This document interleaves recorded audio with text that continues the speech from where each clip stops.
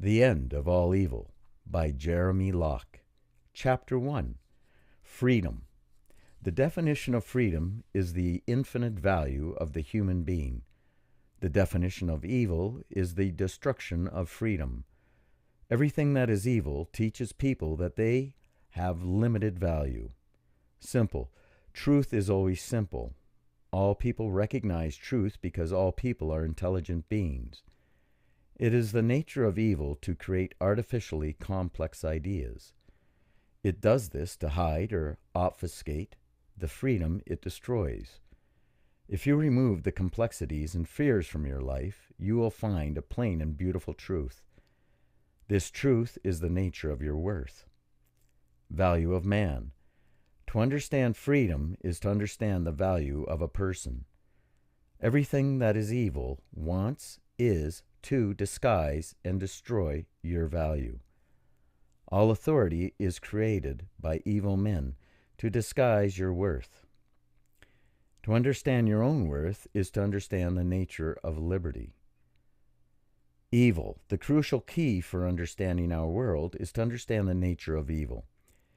Evil challenges the value of people by denying them the opportunity to make their own choices, by denying them the chance to grow strong in learning and understanding. Freedom. While evil seeks to destroy or hide a person's worth, freedom shows humans their full potential and their full value. With freedom, people have loved, cured disease, removed hunger, eased labor, and lived in peace. With freedom, happiness is possible. Freedom is the exact opposite of evil. You. Everything written in this book is written to destroy the ideas of culture and law. The lesson of this book is simple. Nothing on earth is more valuable than you. Chapter 2. Earth. There is a dark conspiracy which has clouded the minds of humanity throughout all ages. This conspiracy is evil incarnate and controls vast mountains of human emotions, work, thought, and speech. It has been responsible for the deaths of hundreds upon hundreds of millions and the slavery of nearly every being who has ever lived. If you can accept a single principle that you have infinite worth, then this book will give you the vision necessary to see the world as it truly is. To know once and for all that this dark conspiracy is not strong, but weak, that evil is not growing, but dying. Principle versus law. To understand how evil controls people, it is necessary to understand the difference between principle and law. A principle is a truth that creates freedom. A law is a lie that creates slavery. Principles describe reality. They are knowledge that help you to make use of your world. Because of your intelligence, you recognize principles in everything you do. Every true thing you learn is a principle. The movements of your hands, which foods taste good, mathematics, and empathy for a friend are all based on principles. Laws are artificial ideas created by evil men to restrict the thinking and understanding of people. Laws mask themselves in authority so that they can impersonate principles. When people mistake law for principle, their freedom is restricted. When people mistake truth for the ideas of authority, their abilities and their wisdom are diminished. This is the purpose of law. An example of principle can be found in thermodynamics. A liquid is cooler than gas. This is a principle. Because this is a principle, it does not restrict us, but enable us. Using this principle, we can condense and expand a substance between gas and liquid to create refrigeration. With this principle, we have more understanding and more power. Principles are truths that create freedom. An example of a law can be found in the culture of royalty. A commoner owns homage to the king. This is a law. Because this is a law, it destroys freedom and enslaves. Under this law, a person must neglect usage of their minds, their speech, their actions. They must believe that they are worth less than the king. Notice that unlike principle, there is no truth in law. It is entirely possible to disrespect the king, and therefore to break the law. Law must be enforced because there is no truth in it. A law destroys freedom because it is a lie. A principle, however, creates freedom because it is knowledge. That which destroys freedom is evil. Simplicity. The world is simpler than it pretends. Complexities are found in every aspect of our cultures, politics, and economies. Everyday people are introduced to new ideas, new spin, new views, or a new symptom of our world. Many of these ideas are perversions of principle designed to engineer specific reactions from people. Evil societies invent ideas to destroy the free thinking of people. Some of history's names for these ideas have been socialism, fascism, racism, communism, democracy, class warfare, political correctness, propriety, decency, royalty, and terrorism. All of these ideas are created for exactly the same purpose. They are all vehicles to confuse the minds of the victims of slavery. They are all evil. You are capable of understanding everything in the world around you. Your intelligence is not limited. Distortions and complexities are introduced into your understanding so that evil men can control you. Evil wants you to believe that you are incapable of understanding your own world. When you understand the magnitude of your own worth, evil will fail. There are two principles relevant to understanding the concept of intelligence. The first is simplicity. The principle of simplicity states that intelligence recognizes truth. When any truth is presented in pure form, all people are capable of understanding it. There is no truth that you cannot learn. There is the principle of simplicity, that intelligence recognizes truth. The second principle is that principle of obfuscation. Obfuscation is the distortion of principle.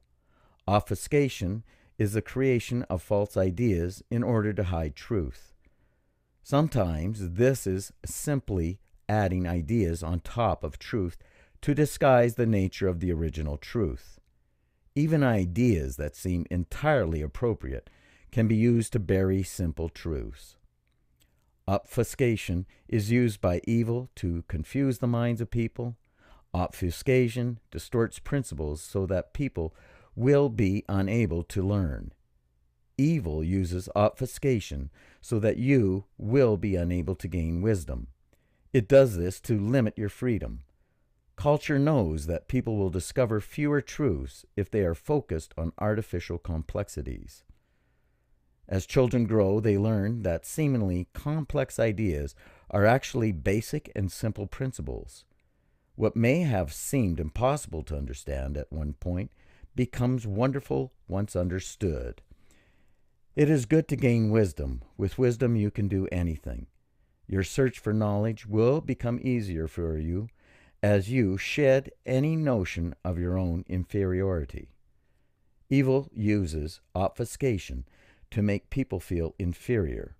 You are not inferior to other people, and you are not inferior to ideas. You have infinite worth. Who are you? As a human being, you are very special. You are unlike the minerals, the plants, or the animals of earth. Nothing commands the abilities of intelligence like you. Nothing else has such complete and total ambition to satisfy dreams. Nothing else has the desire or the thirst for knowledge that you possess. You are a human being. There is no limit to your nature. There is no end to your capacity for understanding or for happiness. As a human being, your life is not subject to any will except your own. You require no permission, favor, or license to learn and grow. Anything you desire can be yours. People naturally seek happiness in their lives, and the most common and deepest desire is for the love and strength of their families. Everything you do enhances security, peace, and prosperity for yourself and those you love. Your ability to create these things from the desires of your heart is properly defined as faith. With faith, you will find joy in every walk of your life. Faith. Faith is the courage to test ideas for truth. With faith, people discover whether ideas are true or false. With faith, people learn principles. People use faith to take steps in testing principles. We often fail, but we always learn. Imagine walking over a rocky surface. Perhaps you expect that surface is solid and will not shift. If you expected firm ground, but found movement, you may stumble. When the ideas you are testing are wrong, your test will fail. Your intelligence helps you to adjust your thinking, to better adjust the principles of walking. You learn to control your balance in spite of the difficult terrain. You use faith to test your new understanding, and soon can traverse successfully and quickly. You are mastering principles.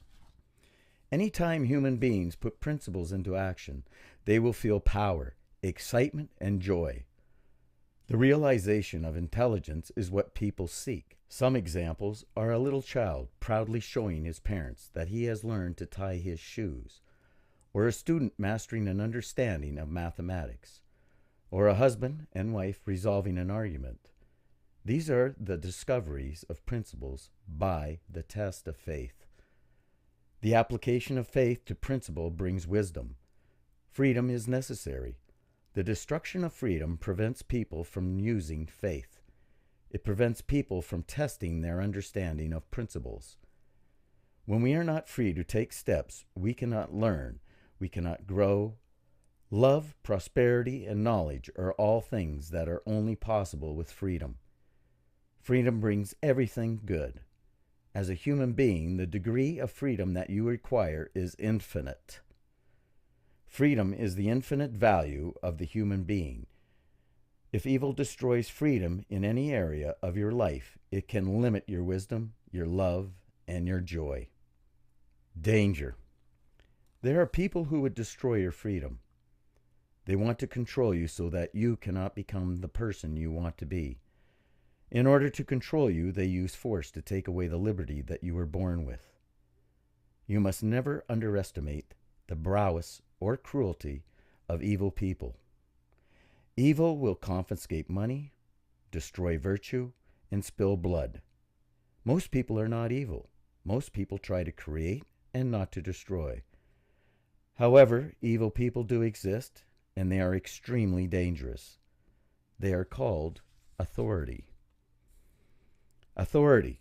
There is no authority on earth that can rightfully govern your life.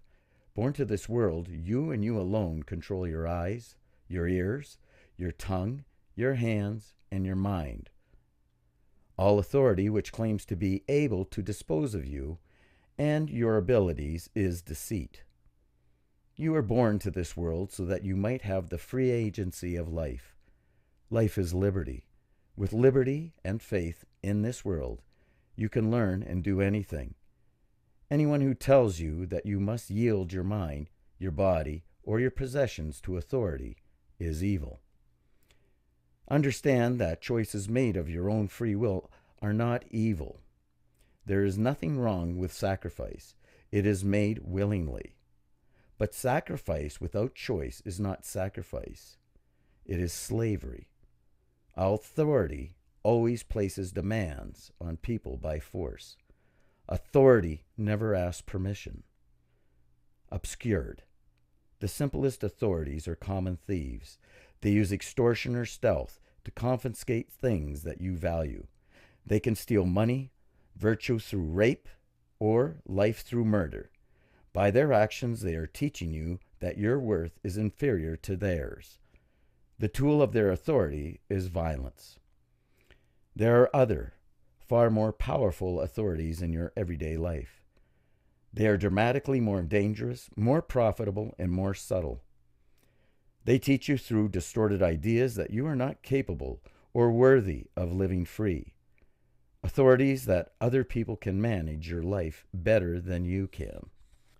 With a callous disregard for your worth, you are commanded to behave accordingly to someone else's ideas. The height of the danger can be seen in the extent to which these commands are commonly accepted as good. We know them as culture. You will find such subterfuge everywhere you have value in your life. If something is valuable to you, you can be sure that someone somewhere is willing to take it from you. While they bear the same evil as the common thief, the methods of sophisticated culture are normally much, much more powerful. Evil. Evil is the destruction of freedom. It cannot be stated more simply. Everywhere you look, you will find the obfuscation of evil. There are countless ideas where you are taught about the nature of evil. Every false idea is created by evil to hide truth from you. Evil is not darkness, and it is not a frightening unknown. Evil is not some mystical psychology of a man, nor is it inherent in our natures. It is not supernatural, and most definitely exists. As with all principles, the principle of evil is simple. Evil is the destruction of freedom. When free, you can build glory, peace, prosperity, and joy into the world. Around you, you will find all these things. Men and women like you built these things. Evil enslaves.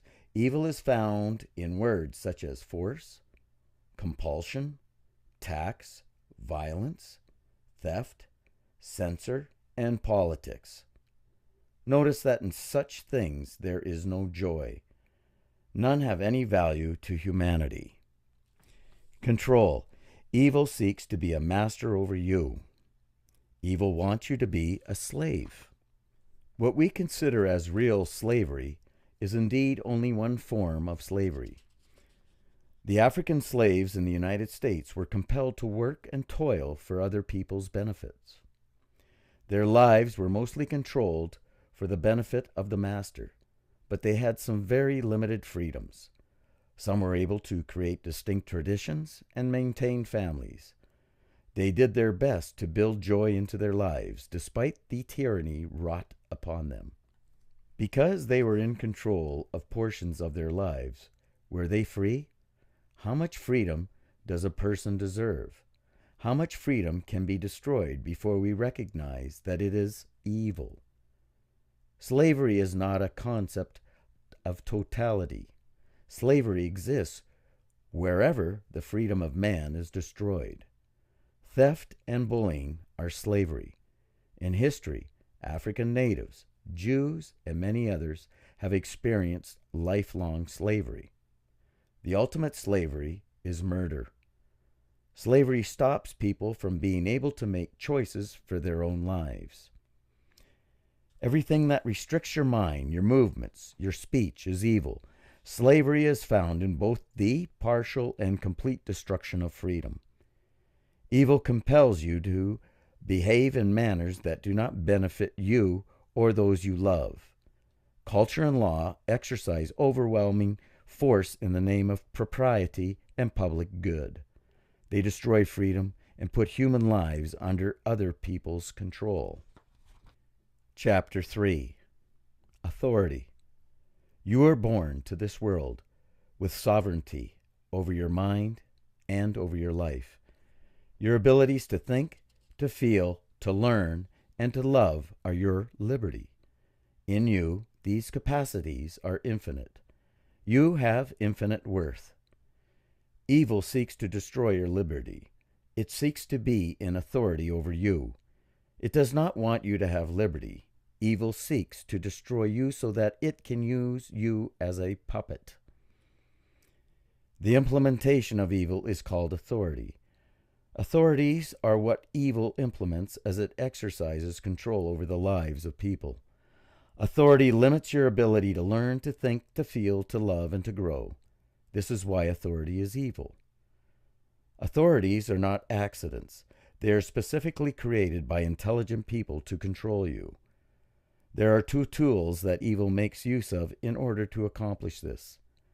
Both tools destroy freedom. They are culture and violence. Each of these tools of authority have weapons which are used to attack your liberty. The weapons of violence are theft, imprisonment, torture, rape, and death. The weapons of culture are law and the control of speech. Evil is implemented by force in the lives of people. Evil wants you to obey its authority. It uses the weapons of violence on everyone who will not obey. It uses the weapons of culture to sustain whatever obedience it manages to achieve. Violence. Your physical body allows you to exercise principles over your every aspect of reality. With it, you have the tools necessary to interact with the physical world. Physicality greatly enables you. It is a gift of pure freedom. People obey authority when they are subjected to violence. Violence threatens your physical body. It threatens your interaction with the physical world. People who are subjected to violence are compelled to obey because they want to protect the freedom and their bodies bring them to them. Pain and mutilation limit your ability to interact with your world. Death destroys your freedom completely. The lie of tyranny is that you will maintain the freedom of life by obeying authority. The choices it offers you are a lifetime of obedience or death. Evil is the master of deceit. The objective of evil is not violence, but obedience. The purpose of violence is to compel obedience. Its design is the destruction of freedom. Whether submitting to authority and obeying, or allowing it to destroy you physically, you will have lost your freedom. The only way to maintain freedom is to fight tyranny at all times and at all costs. Perspective. The cultures of Earth offer their people different moralities. Perverted definitions of good and evil are found everywhere on the planet. In one culture, a thing is proper. In another, it is a taboo. In one culture, a word is egregious. In another, it is not. Criminal acts are defined entirely differently in opposing cultures. When authority is established amongst people, evil is either obvious to see or nearly impossible to see, depending entirely upon whether or not you are part of its culture. Even though few people are able to recognize the oppression found in their own cultures, culture is still oppression. Most people question in horror how an average German soldier could himself participate in the murder of Jews. Most people question in horror how millions of average people under the umbrella of communism could bring their brothers certain death at the hands of police. The examples in history are more than plentiful. They exist in every culture ever designed. Culture maintains a death grip upon the nature of man. It is not true that history's villains misused authority. The truth is that they followed the object and design of authority perfectly. Tyranny is always disguised as culture and law. Authority principle. The authority principle describes the behavior of people who live under the rule of law. The authority principle shows that people obey anything and anyone that they believe is an authority. Though the who, the why, and the what have changed in history, the behavior of people is the same. They obey. When people are taught that obedience is principle, they obey. When they are taught that the source of worth and knowledge is found in another person rather than in themselves, they obey. This is the rule of law, and it teaches people that their will is subjective to the will of law and those who control the law. Examples of authorities are governments, bullies, mafias, thieves, and kings. People obey authority in their lives either out of fear of violence or because culture conditions them to accept obedience as a proper and good. Authorities always use both tools. The most successful authorities do not have to use violence as often because of the strength of their cultures. Both culture and violence enforce authority. Under authority, people have obeyed law to the atrocities of history. The murders, raping, and looting under chieftains, kings, emperors, communism, and Nazis were not perpetuated by small groups of men. They were performed by thousands and even millions of peoples. These people would not have committed such egregious evils on their own. If a random person had commanded them, they would have refused. So why, at the behest of a perceived authority, do they obey? Obedience to authority is the authority of principle. People will obey authority no matter what is asked of them. They obey because they have been lied to. They have been falsely taught that principle is found in law. In history, it is difficult to imagine why some cultures are so much more violently depraved than others. Authority is the reason. Cultures with the least influential authority are the most peaceful, and by definition the most free. Cultures with the most influential authorities are the most violent, and by definition, slaves. Anytime you are compelled to act in obedience to authority, you are being influenced by these principles. Evil uses the authority principle to condition people to obey without questioning what, why, or whom they are obeying. Destroying your identity to gain power over you is the modus operandi of evil. Pattern of tyranny. Tyranny is disguised as culture and law. Everything that is evil seeks is the destruction of freedom. Destroy the value of people. The pattern of tyranny is simple. The object is to enslave the minds of people by creating a culture of obedience. To gain the obedience of people, there is a process that must be taken. This process is the pattern of tyranny. War. Before an authority can be established, war must take place. War is the implementation of violence. It is the tool that evil uses to establish authority. All history's wars have occurred because of a desire to implement a new authority over people. On the smallest scales, this occurs via a process of threat and acquiescence, such as the behavior of bullies, thugs, and mafias. On the largest scale, it occurs in violent multi-year battles, such as the behavior of nations and empires. Enemies. In order to offer people an escape from violence, new authorities teach people that obedience will end war. The design of authority is obedience. Authorities condition people to obedience by promising to protect them from dangerous enemies. Theocracies have used the enemy of blasphemy. The Nazis used the Jews. Communists used the rich. Many, many enemies have been created, but by far the most common is anarchy. Protection. In order to engineer culture and pervert the free thinking of men, evil must create an enemy. It is not important to tyrants who the enemy is. Tyrants offer protection from these enemies in exchange for obedience. Take careful note that they offer protection, but obedience is mandatory. Whether or not you wish to have the authority over you, you will obey or they will revert to violence. The enemies are only created to ease the burden of obedience from the minds of people. Cultural enemies are an illusion. Benjamin Franklin taught that those who give up liberty to gain security will soon have neither. This is not an idle observation. The pattern of tyranny clearly shows that the entire purpose of presenting you with the need for security is to convince you to yield your liberty. That is everything authority wants. The demand for security is raised by those who seek power over you. This is how they create enemies. Make no mistake, it isn't the enemy that tyrants are after. They are after you. The illusion of cultural enemies is designed to restrict the thinking of people. It is designed to convince people that the real enemy is not the evil that rules over them, but some imaginary demon that would do them harm. This is the lie of tyranny. It requires your obedience in order to save you. Tyranny is disguised as culture and law.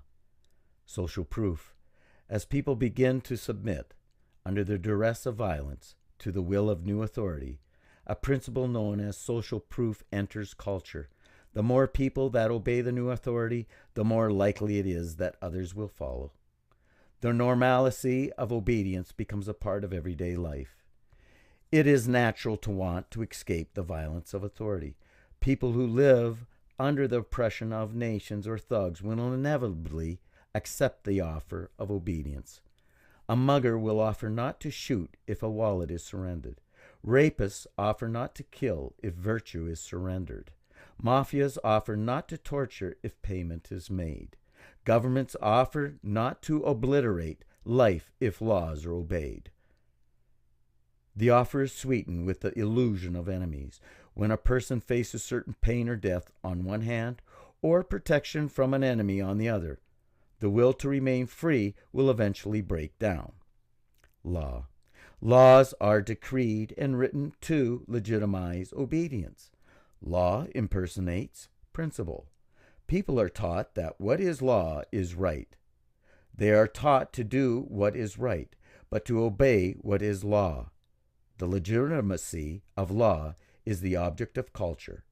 Culture uses law to distort the minds of people into believing that they are incapable of seeking truth or living in peace. It teaches that law is legitimate instead of one's own mind. Control of speech. The most fundamental weapon of culture is the control of speech. While history has shown violent examples of this weapon, it exists in every culture as the code of propriety.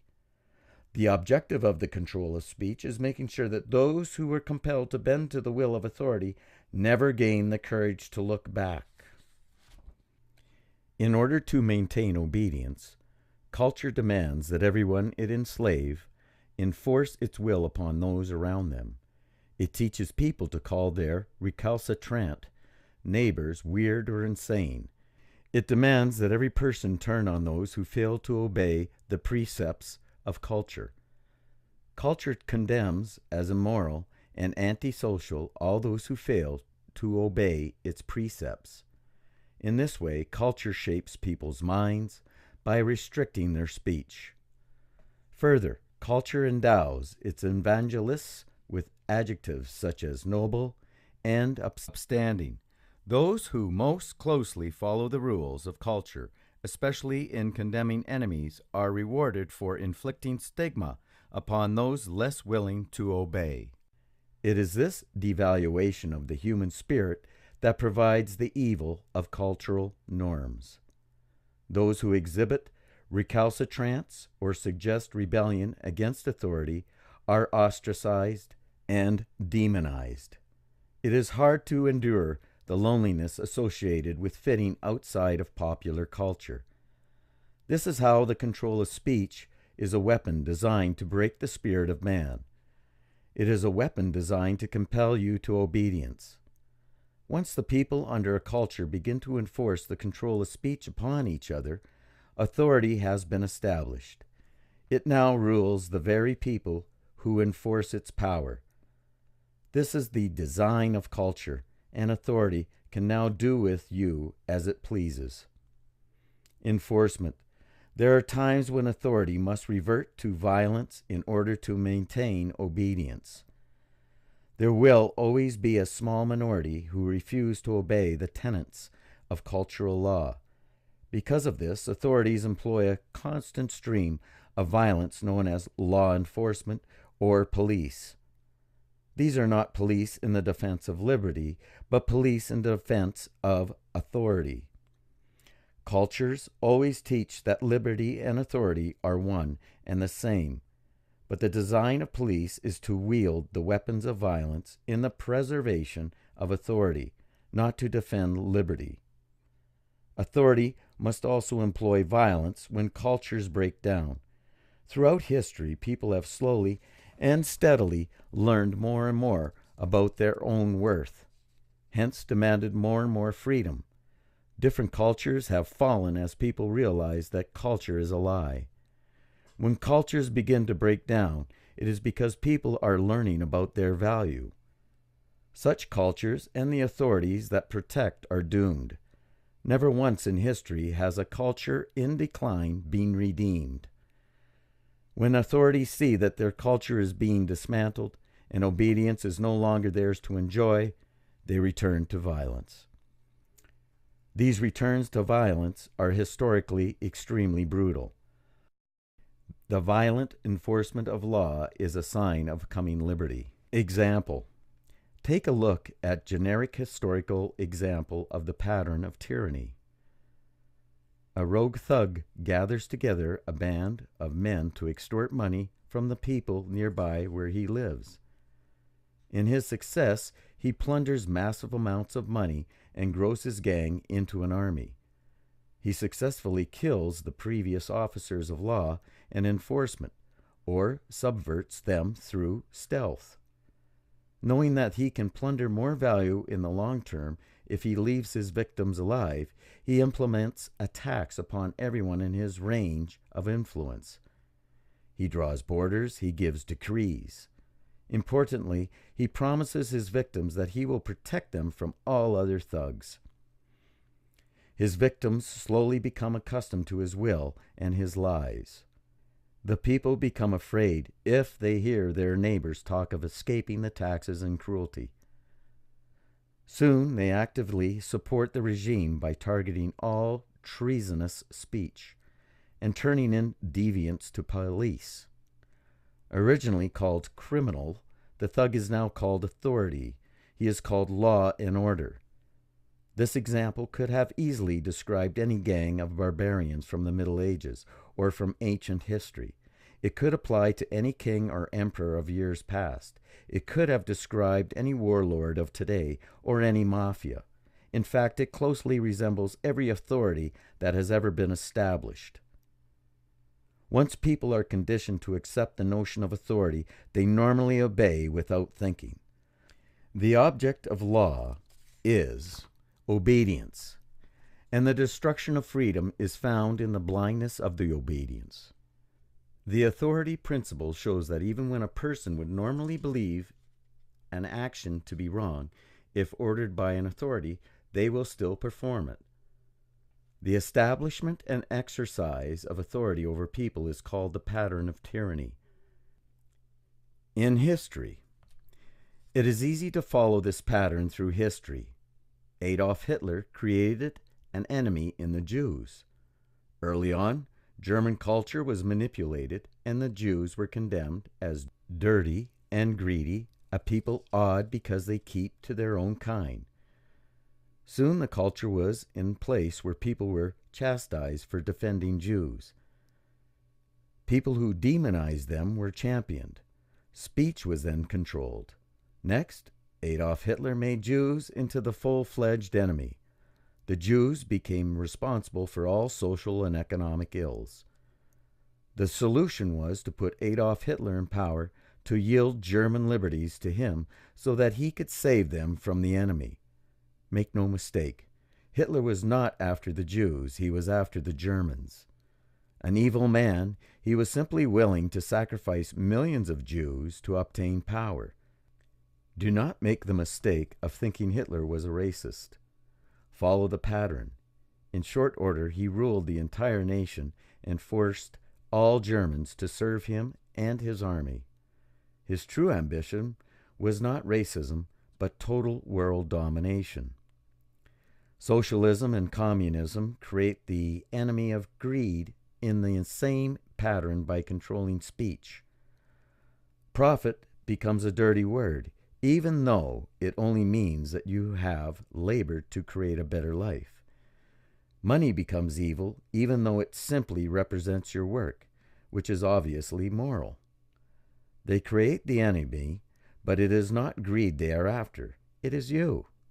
If they can convince you that your money and your labors are the enemy, then you will yield those labors and your money to them. Authority is not designed to destroy the enemy. It is designed to enslave you. The democracies create the enemy of anarchy in the same pattern by controlling speech. It becomes immoral to suggest that one could break the law. It does not matter which law or what it says. Nobility is placed on the payment of taxes, no matter how much they demand of you. It is the highest form of cultural propriety to obey the law, regardless of what it says. The enemy is the fictional anarchy, wherein no individual is safe because everyone is a tyrant. In order to save you from anarchy, you yield authority to the law. You obey. Evil is not after the destruction of anarchy, it is after you. If you can see the tyranny in a culture that demands that you obey, no matter what is asked of you and no matter who writes the laws, then you are beginning to understand the nature of evil. Everything that is evil teaches you that you have limited worth. Rule of law.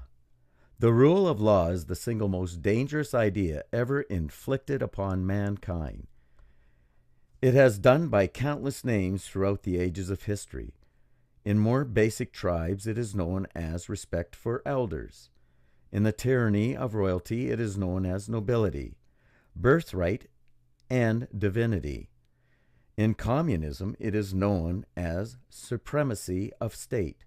In dictatorships, it is known as the antidote to anarchy. In theocracies, it is known as revelation. The net teaching of this idea is that you are to obey the law, not because of its merits or its morality. You are to obey only because it is the law. It is assumed that even if the law is wrong, then it is right to follow because it supports the system, and the system is more important than you. In order for an intelligent person to choose what is right, they must know who is asking obedience of them. They must consider why it is being asked and what it is they are being asked to do. Only then can they decide for themselves if it is right. That is not what authority wants. Authority is not concerned with you doing what is right. It is only concerned with obedience. Culture teaches that the nature of the law and what it asks you to do are irrelevant. Culture teaches that obedience is propriety. Culture teaches that when law is created, it becomes morality. Law is a weapon. It is used by evil to attack its prey, whether in the name of duty to king, loyalty to state, or rule of law. Law is the weapon used to extort and control. Culture upholds the nobility of law. Culture teaches that law is proper and good. It never questions who wrote the law. Tyrant and brother are the same. Culture never questions whether or not the law is right. You are to obey no matter what it says. In this fashion, law is a powerful weapon to be used against you. All principalities create volumes of law that take lifetimes to understand and armies of lawyers to manipulate. All of these things are weapons in the hands of the powerful, which they will use at your expense. Law holds value only to those who create it, and only because your culture demands that you obey it. The purest invitation to tyranny is your commitment to obey law, regardless of what it says. Against you, the law becomes the perfect weapon. Whomever controls the law controls you. Your worth is measured by the extent of your obedience. Chapter 4. Culture. Cultures are created to protect power structures. Culture is the enforcer of authority. Culture distorts principles in order to defend the authority of evil. Culture must convince you that it is not wrong when law subjugates your worth and destroys your freedom. Culture convinces people of this by preventing the concept of morality. Morality is liberty. Immorality is evil. The exercise and defense of freedom are moral. The destruction of freedom is immoral. This is the pure truth of morality. Prudence is the proper application of principle. Imprudence is foolishness. Prudence is not morality. It is not immoral to kick a heavy stone with your bare foot, but it would probably be foolish. Prudence is a question of applying the principles and wisdom you have gathered in your life to achieve the goals you have for yourself. This is made possible by liberty. Without liberty, prudence is meaningless. Morality must come before prudence. The great lie of culture is that authority is not bound by morality, and that authority can enforce its own prudence upon you. The great lie of culture is that you are worth less than law. Cultures teach that intentions of prudence can be enforced by law. In this fashion, they gain excuse to control the lives of people. In order for people to learn, grow, and find happiness, people must be free to test their understanding of principles. With freedom, they can do this by a process of faith, trial, and error. In this fashion, children grow from immaturity to maturity. In this, human beings gain wisdom. The objective of evil is the damnation of your ability to grow strong in wisdom. The objective of evil is the destruction of your worth. In order to gain control over you, culture spreads the lie that authority is not bound by morality. It teaches that authority can destroy freedom at will and claims prudence as the reason you should willingly submit. In the name of defending you, culture claims that the destruction of freedom is morality. Cultures pretend that evil is good and that good is evil. Prudence can be found all around you. It is found in the choices you make every day. Even when a mistake is made, you learn prudence. Prudence cannot be enforced. To enforce prudence is law. Law is lie. Without the freedom to choose, you cannot learn prudence. You cannot be happy. Morality can be found all around you. Wherever you find it, you will find joy.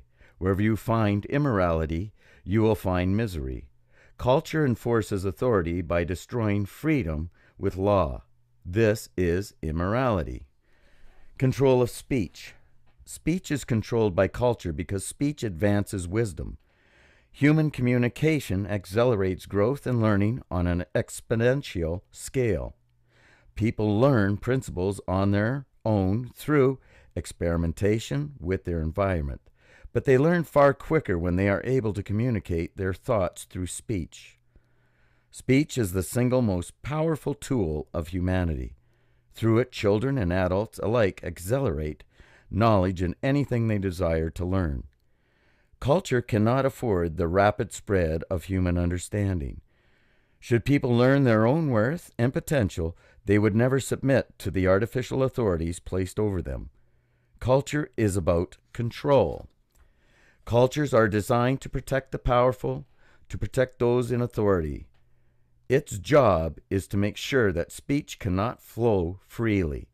To accomplish this, it establishes a pattern of subversion of thought and propriety of speech. Authority is unquestionable. Culture first labels the questioning of authority as immoral.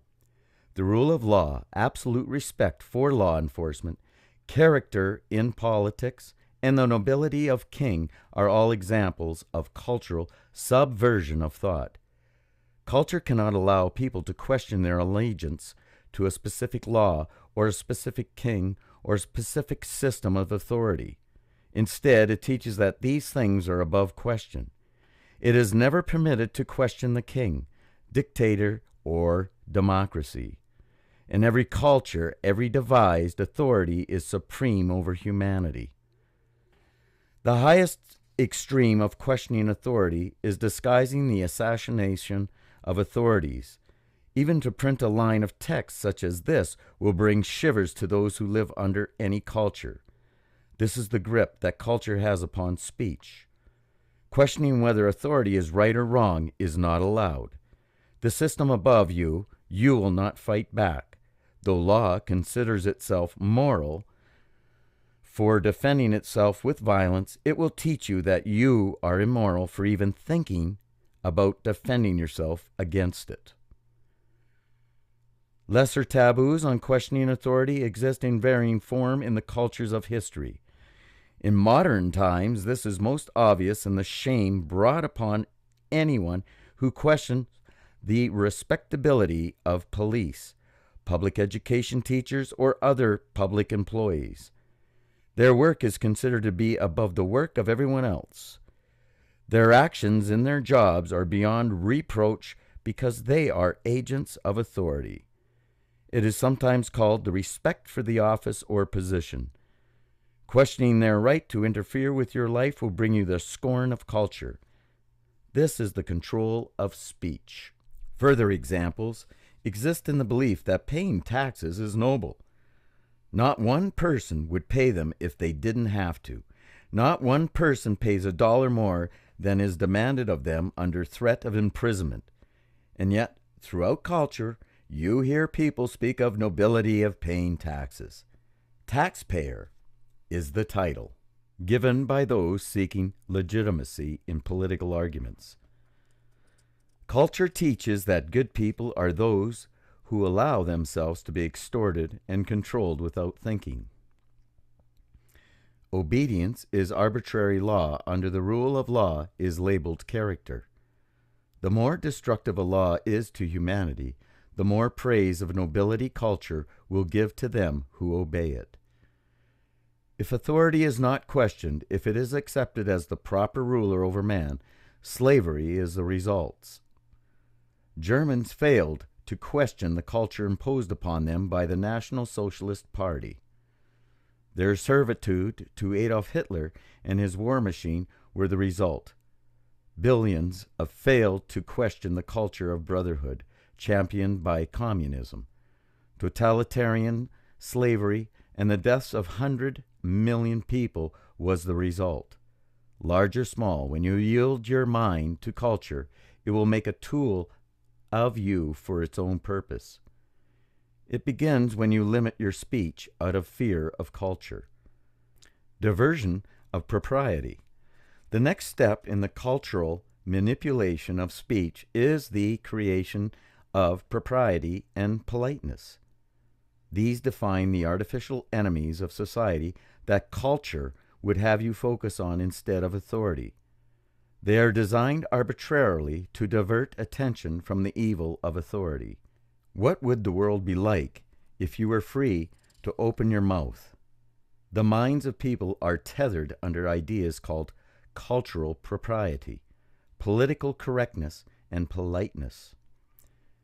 Political correctness is engineered slavery. It focuses attention on controlling the speech of people in such a way that they believe the enemy of people is impoliteness. They are taught to believe that they are naturally racist, sexist, and bigots. Only when culture keeps a tight control on speech are people safe from their own demons.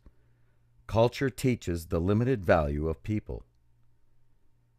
Coarseness of language is the shameful speaking of words or concepts outside the propriety of culture.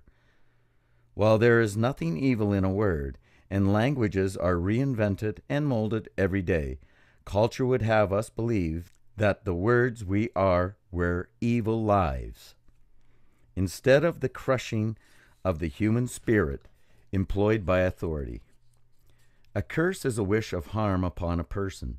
Swearing is an oath of action, yet both of these things have been perverted so as to teach you that speech is what is evil, and not that the destruction of freedom and that evil people employ. Every time you find an element of speech that is culturally unacceptable to speak, you will find a scapegoat. The specific instance is irrelevant. Culture always creates propriety to hide tyranny. In the beginning of the National Socialist movement of Germany, culture was engineered to make defending a Jew unseemly. It likewise made it impolite to challenge those who condemned Jews. This pattern is found in every culture ever created. It was after the control of Germans. Choice. In order to free yourself from the slavery of speech control, you must understand the principle of personal offense. If you are offended by a word or a sentence, then you have chosen anger and hurt for yourself. Culture would have you believe that it has been forced upon you, but this is not true. Culture would have you believe that evil is found in the discussion of ideas or passing of intentional or unintentional insults. It would have you believe that certain words or allusions are where evil is to be found within society. If evil can create the enemy of speech, it can convince you to yield to its control. This is the design and purpose of culture. Though people always feel entirely justified in taking offense at speech, it is nonetheless their full choice. They have the freedom to feel anything they want when they hear the mind of another person. Yet the solution offered by culture is to force speech into a manner conducive to culture's taste. Once you believe that the control of speech is noble, you will not wonder at why it is improper to question authority. Crushing the human spirit. While arbitrary culture is found amongst adults everywhere on earth, it is most easily viewed amongst children. Culture creates idea of a style, compulsion, body image compulsion, action compulsion. To prefer pink over blue is a personal preference. To wear blue because you fear wearing pink is the destruction brought by arbitrary culture. Cultures limit the choices available to people by creating arbitrary rules for your life and enforcing them with peer pressure. Crushing the spirit of people allows culture to gain their obedience.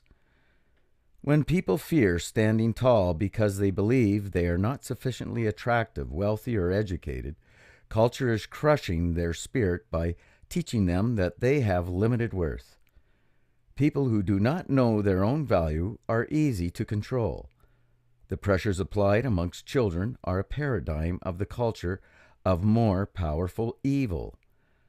Those children who are the most adept at understanding how to conform to culture norms and apply the strictest enforcement against everyone else are the ones who gain social power. This is a type and a shadow of the culture of nations and kings. A model citizen of culture is one who patterns himself precisely to the ideals of culture. In premise, this means style, speech, education, and economics. In reality, this means obedience. Culture teaches people to idolize the perfect citizen. It does so because it desires your obedience as well. These people are rewarded by society for being easily molded by culture. The powers of authority and compulsion in all walks of life will always reward the model citizens with tokens of nobility and will always punish those who fail to meet the standards of servitude with humiliation and ridicule. Such is the creation of a culture, such is the making of slaves. This breakdown of the human spirit eventually forces everyone to conform. Very few will even think of fighting the power structure. Almost everyone accepts authority. Arrogance versus conceit.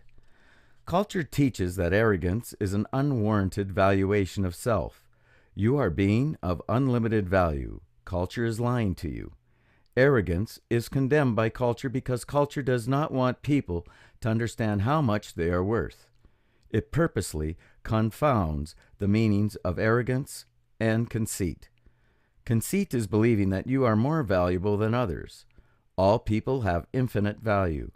To be conceited is to degrade the value of those around you. Authority is the ultimate conceit. It lays people low, lest they believe that it is they and not law which has value. Arrogance is an understanding of your own worth. Culture condemns it in order to suggest that you are really not of sufficient value to do, say, or accomplish things that you desire. Arrogance offends others because they have been taught by culture their entire lives that they have little or no value. They are hurt by the misunderstanding that arrogant people are better than they are. They are taught that arrogance is conceit. If people were not so easily swayed by the doctrines of culture, they would recognize that all people have equal value. When they see the arrogance of a person who has faith in themselves above that of their own, they would rejoice. If an arrogant person has great value, then so do they. Culture condemns arrogance in order to crush the spirit of faith. Without culture, people would allow themselves to revel in the inspiration that arrogant people provide. The arrogance to believe that we can fly, cure disease, and accomplish wonders. The arrogance to suggest that you can govern yourself. Enthusiasm and excitement. Enthusiasm for life is frequently ridiculed by culture. Those who are excited by the wonder and beauty of our world are in a danger of understanding how much they are worth. This is not something that culture can allow. Excitement and enthusiasm are allowed only in limited and predefined forms. Every culture is different, but they all provide acceptable directions and outlets for excitement. These outlets divert the arrogant expression of enthusiasm so that others will not be inspired. Culture dismisses achievement as impossible for the average person. It teaches that most people can expect only limited success in their life. It teaches people to accept that dreams are unreachable. Without exception, the reason that dreams are so hard to reach is because of culture. Laws, control, and the crushing of the human spirit limit our ability to achieve. Only human. Culture has many variations of the phrase only human in every language. The phrase implies the ultimately limited value of people. The phrase is a lie. People have an unlimited capacity for intelligence. Things in the realm of the supernatural in ancient times are commonplace today. Principles that are amazingly complex become simple to intelligent beings as they are understood. With freedom, the more you grow in learning, the more wisdom opens your mind to the purity of our reality. Cultures frequently teach that intelligence is hereditary. In conjunction with the notion that the powerful are more intelligent, this teaching is designed to imply that those in authority rightfully belong there. It is designed to teach that the intelligence of people is limited by the physical construction of their brains. Those not in authority are obviously not qualified to rule themselves. Culture needs people to accept limitation in order to swallow obedience. Glorification of historic evils. Contemporary culture has a tendency to romanticize the evils of history. Genocidal warlords such as Alexander are given the title Great. Royal masters are bestowed with the honor of having been a good king. Communism's slavery is venerated under the pretense that Joseph Stalin was the reason the system failed. The murders of law enforcement are painted white under the banner of defending the rule of law. Bloodbaths are idealized in the loyalty of armies. Culture would have us ignore the nature of history. It would have us believe that they are fantasies and stories, instead of the struggle of humanity against evil. Billions have lost their lives struggling against tyranny. The lesson of history is not the honor of slaves, or the good of a system, or the nobility of a king. It is the nature of evil that we must learn. Do not let culture cloud your knowledge of history by glorifying tyranny. This clouding of tyranny is found in every culture on earth today, and obscures the same tyranny found in the past. Those who facilitated tyranny served as the enablers of authority. I am just doing my job. Culture will not question what the job was. Culture will not allow you to believe that people have any responsibility to disobey the evil of authority. Nazis, communists, and warlords alike.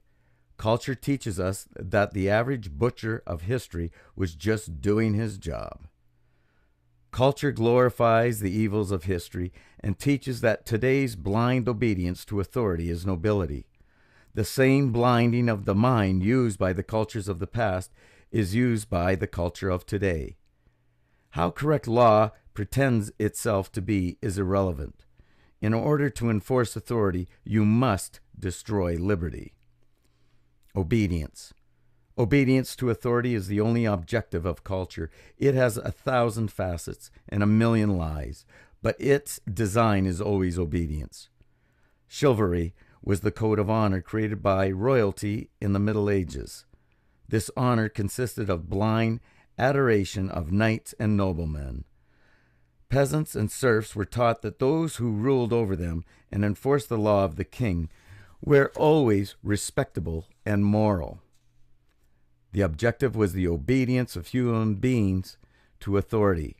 The teaching of chivalry was that the knights of law enforcement had more value than everyone else. Patriotism is the code of honor created by nations in modern times. This honor consists of total allegiance to whomever controls the nation at the moment. Patriotism offers no choice. You cannot choose which nation to support. You are a slave by birth. You cannot refuse obedience. All law has total claim to you. Patriotism teaches that the nation is glorious and strong, and that people have value only inasmuch as they bow to it. The rule of law is the code of honor created by democracy. It teaches that honor is found in obedience to the law. This code teaches that you cannot examine what the law says, or who wrote it or why. The rule of law demands total obedience. Law is a weapon, and obedience is its design. The rule of law equates criminality and morality. The rule of law teaches that law has more value than people. All cultures call disobedience treason and scare people with ideas of treachery against what is right and proper. Treason is a premise that it is wrong to disobey the interests of authority. The truth is that it is wrong to compel others to action against their will. Since authority is always a creature of force, the claims of law are immoral and irrelevant. There is no such thing as treason. Slaves as enforcers. Those who are under the limitation of culture will enforce culture's doctrines upon others. Culture teaches that morality is found in obedience, and so those who believe that authority is rightfully exercised over people will demand that their friends and neighbors behave according to culture's will. This is the treachery of culture. It convinces people that slavery is morality.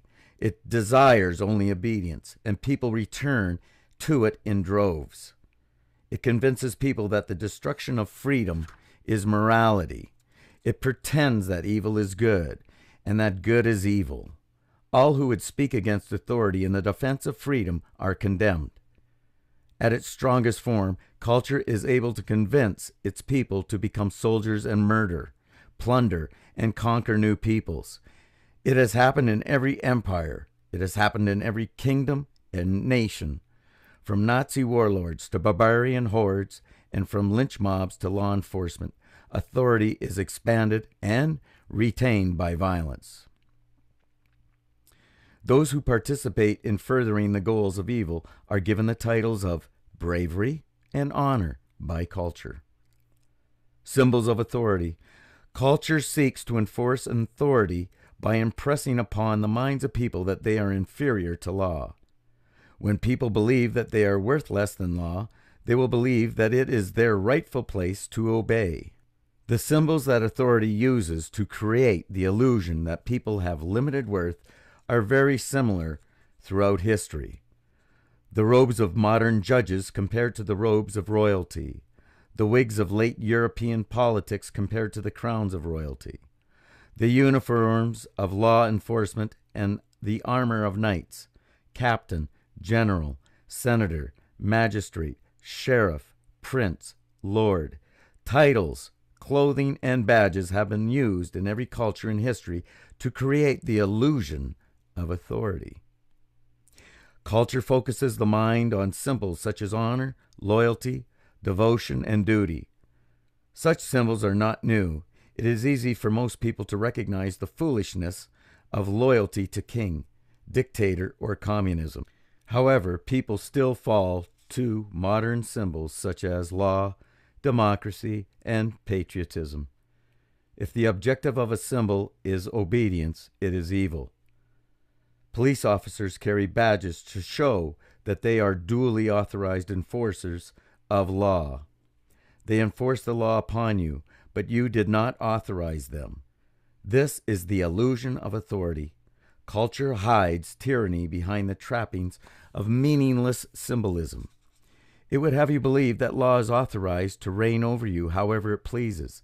It hides the fact that only you can give that permission.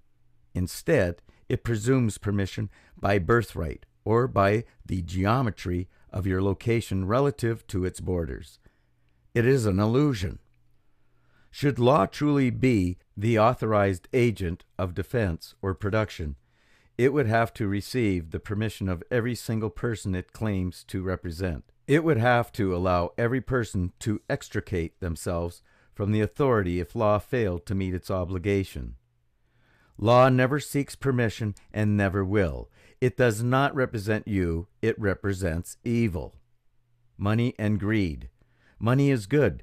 Culture has invented the lies of money's evil so that authority can more easily lay claim to it. Authority can take your ambition for improving your life by demonizing your labors. Culture teaches people that desiring greater comforts is selfish and greedy. It teaches that money is a mysterious evil. The more money is condemned, the easier it is to steal from you. Greed does not exist amongst free people. Greed is not the love of money. The love of money is only the love of a better life. Greed is the theft of money, and it exists only among tyrants. There is no end to the amount of improvement you can have in your life. There is no limit to humanity's ability to cure disease, to end hunger, and to enjoy life. Culture would have you believe that you are limited.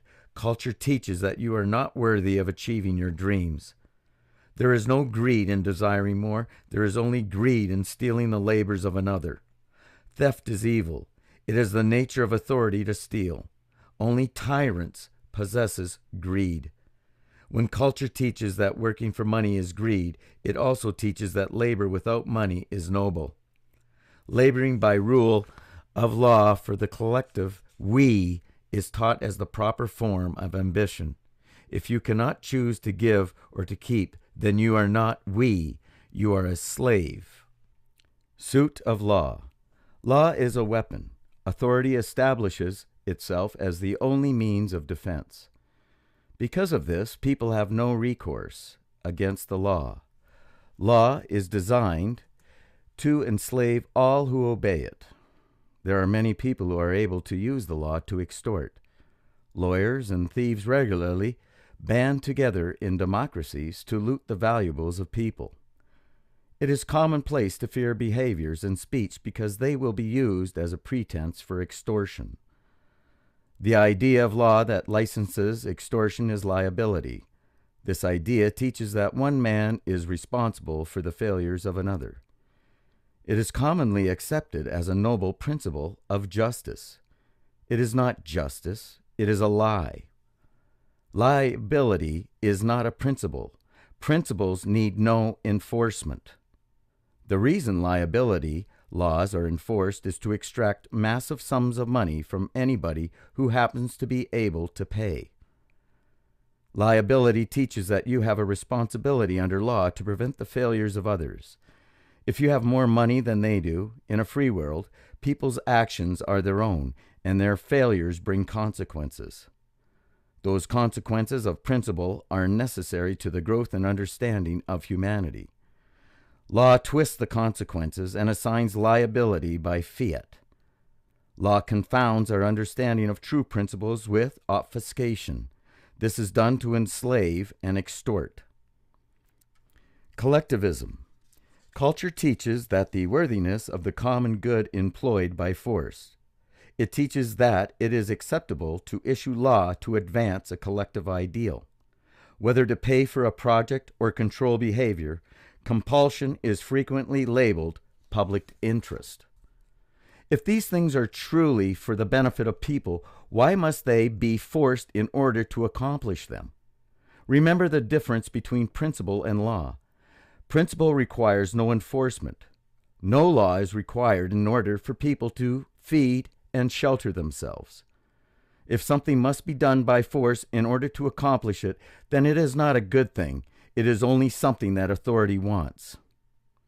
All government, all violence, and all laws are methods of forcing you to yield money or motive without your permission. If these were things that truly provided benefit to you, then you would do them willingly. In a free market, you get only that which you pay for.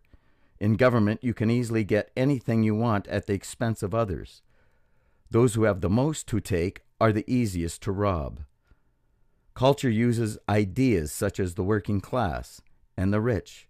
These ideas have no meaning, since all classes work, and even the poor of today are rich compared to the rest of history. These ideas are just tools of cultural manipulation. If culture can create social classes and convince you that they are at war, then it can hide its own tyranny.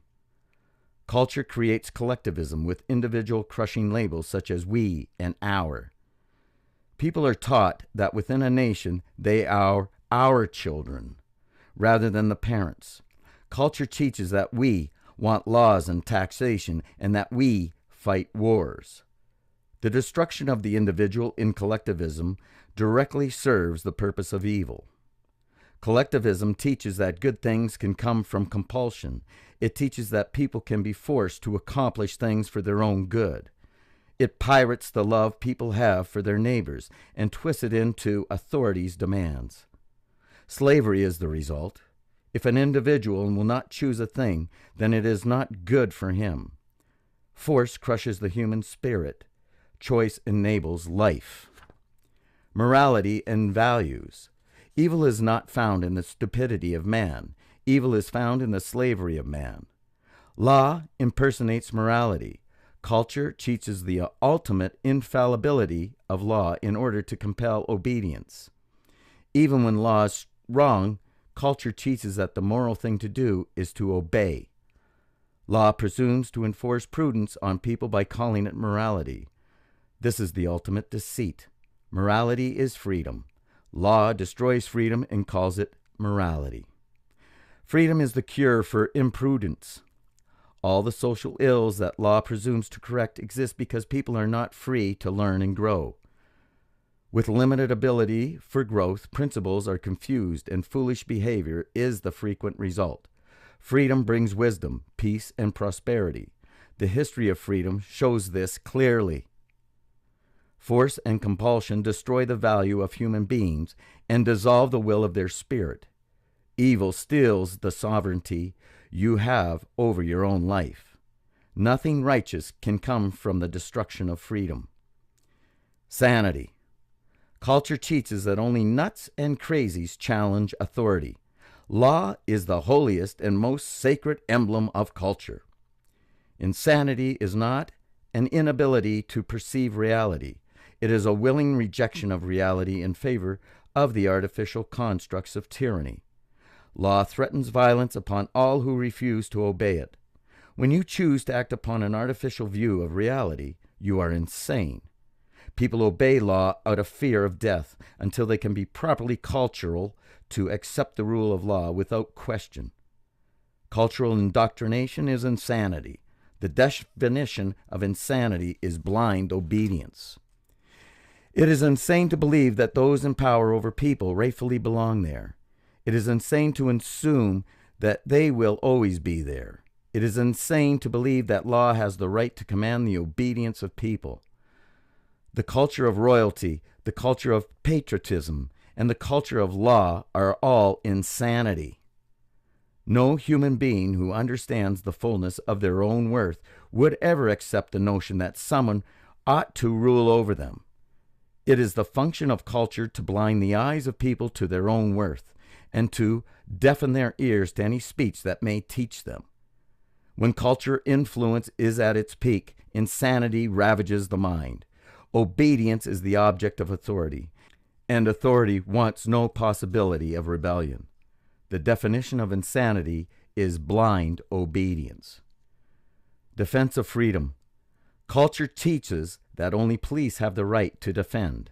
It teaches that only authority has the right to decide if you are worthy of defense, and what level of defense it will provide. While it teaches that it is never acceptable for you to defend yourself, culture teaches that when the law implements kidnapping and murder to enforce its authority, it is always acceptable. In order to remove all thought of people fighting their masters, culture teaches that revolt is never acceptable.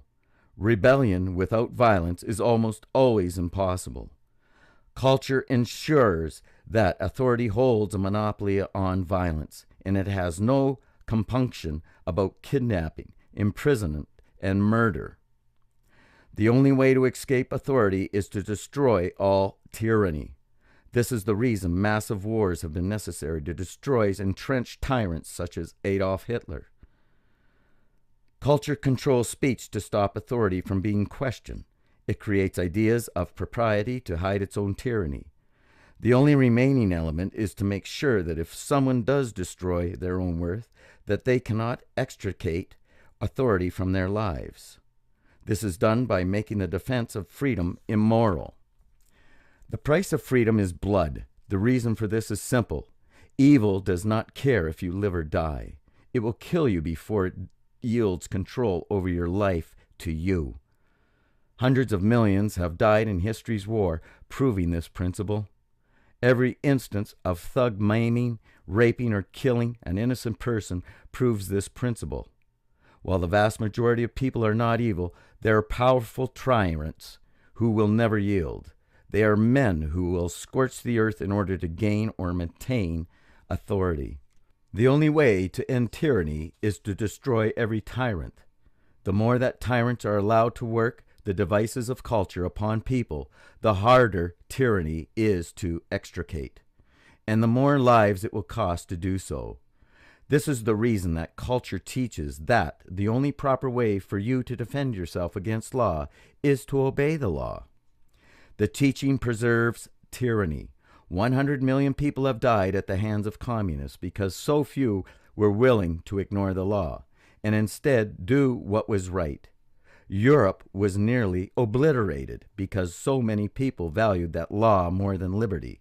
They failed to stop Adolf Hitler while he was still weak. Removing the true nature of violence from news and relegating its understanding to the artificial violence of entertainment teaches people that there is safety in slavery. News reports enable authority when the true cost of tyranny is removed from view. Culture hides the plainest images of blood from people in order to keep them passive. In reality, evil will stop at nothing to control you, including destroying everything you have and everyone you love. Violence is used in the preservation of tyranny every day. Violence and murder are only weapons of immorality when used to destroy freedom. The defense of freedom is never immoral. Any man who will wield the weapons of violence against innocent people in order to gain authority must be destroyed. Chapter 5. Tactics. There is no such thing as anarchy. There is only tyranny. All cultures teach the nobility of authority. All pretend to defend the security of people against enemies who would do harm. The common thread amongst every authority in history is the universal enemy of anarchy. While cultures have added racism, economy, terrorism, nationalism, and countless other enemies to the mix, anarchy exists as the enemy of every culture. There is no such thing as anarchy. You will not kill your neighbor in the absence of police. You are not evil.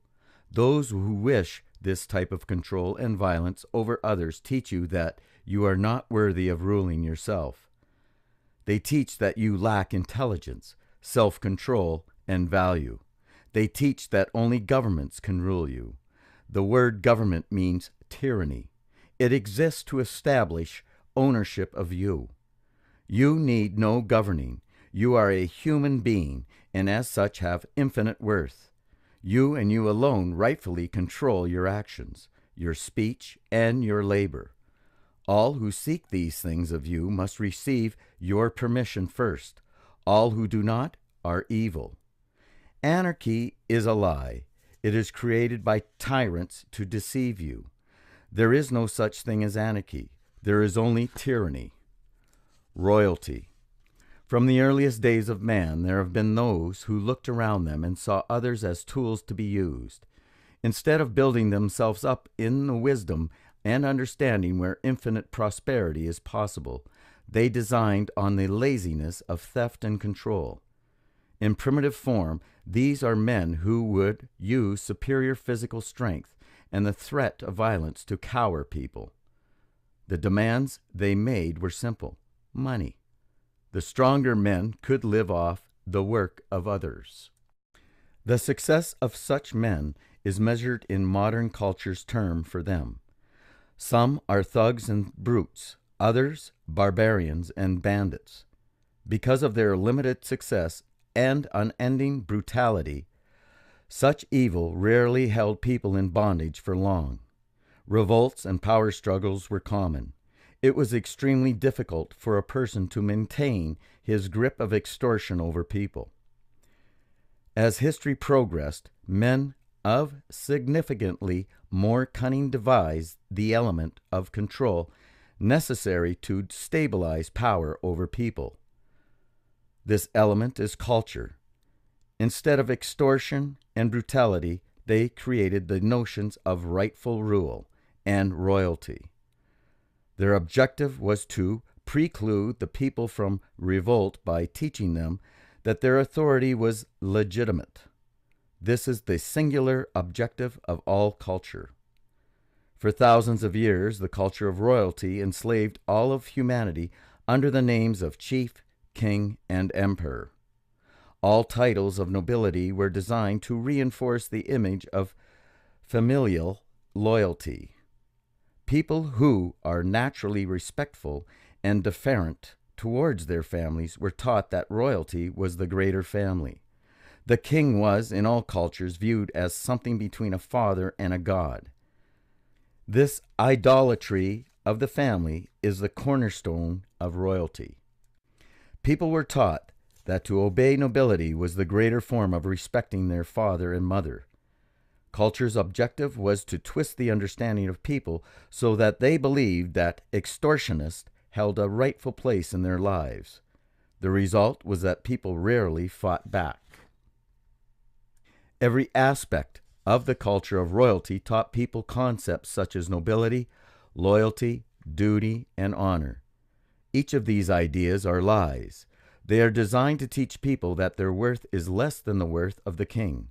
Without the trappings of culture, he would simply be a thug taking food and labor at the point of a sword. With it, he is His Majesty, the King. All culture is a lie designed specifically to keep the powerful in power. History of freedom. As the era of kings was closing, cultures began to disintegrate and freedom grew. This was precipitated by two very specific and very powerful attacks against royalty: the Magna Carta and the Declaration of Independence.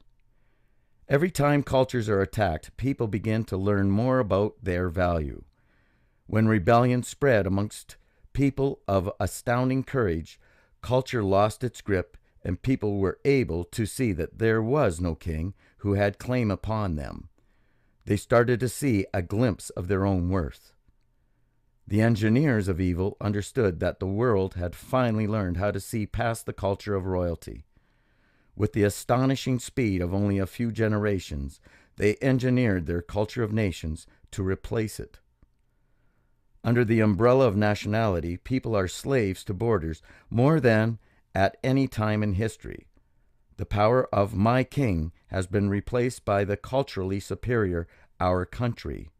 Nations have caused greater death and slavery than any degree of royalty ever envisioned.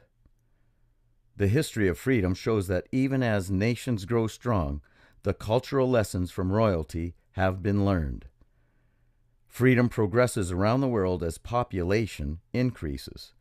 Cultures are destroyed by freedom routinely, and the lessons of each new tactic of deceit are being learned around the world.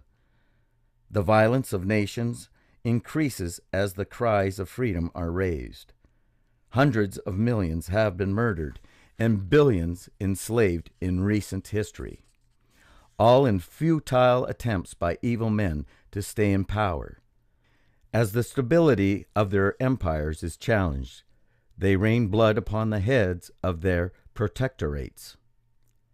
The history of freedom shows that such violence is not the growth of evil, but is death. Violence and the enforcement of law are necessary only when culture's grip fails to effectively control the minds of people. The death of kings, the transitions of nations, the mutations of culture, and the violence of governments are evidence of the end of evil. Authorities of all kinds are struggling for breath in a world that is learning how to drown them forever. In the world you and I occupy, the war is already won. We have only to watch evil die. Nations. Nations are a generic umbrella of culture that prove extremely effective for authorities. Nations use commonality in race, language, and heritage to persuade ownership of people. Their only shared agent is the border. As the cultures of royalty disintegrated, nations were created to replace them. Authority sought the same stability of extortion that kingdoms provided, but needed to escape the understanding that people had learned about the tyranny of royalty. They created a new enemy called them, and a new culture called we. Nations drew lines across the globe, and eventually swallowed up every inch of inhabitable land known to man. All those who live within these lines become the property of the state. They are taught that they own their governments by means of democracy, communism, theocracy, and race. They are taught that their nations belong to them. This is the culture of we. The truth is that their nations own them. Nations are created and borders drawn to create stability for authority, while royalty improved stability by convincing people that they owned allegiance to authority. Nations took a bigger step and taught people that they were the authority. National cultures deceived the minds of people to more effectively extort money and control. As soon as you lend credibility to a predatory institution, they will make prey of you. Disguised as sheep, they will have you believe that they are defending you from anarchy or any other kind of enemy they can devise. Their laws do not speak of these enemies. They speak of you, how much money you owe, and what you will do for them. Government is an agent of force. As soon as power is yielded to authority, as soon as you give it license to take life and liberty, it becomes an agent of evil. Evil men who seek authority over you will not fight government. All evil that wants is power over you. Evil naturally seeks its place in government. There have been many forms of nations created, all with varying degrees of effectiveness in their control. Without exception, the strongest governments are those whose culture most effectively convinces people that the people are the government. All others soon fell. This is why democracies are the strongest form of nation possible. They are introduced last. Communism and socialism.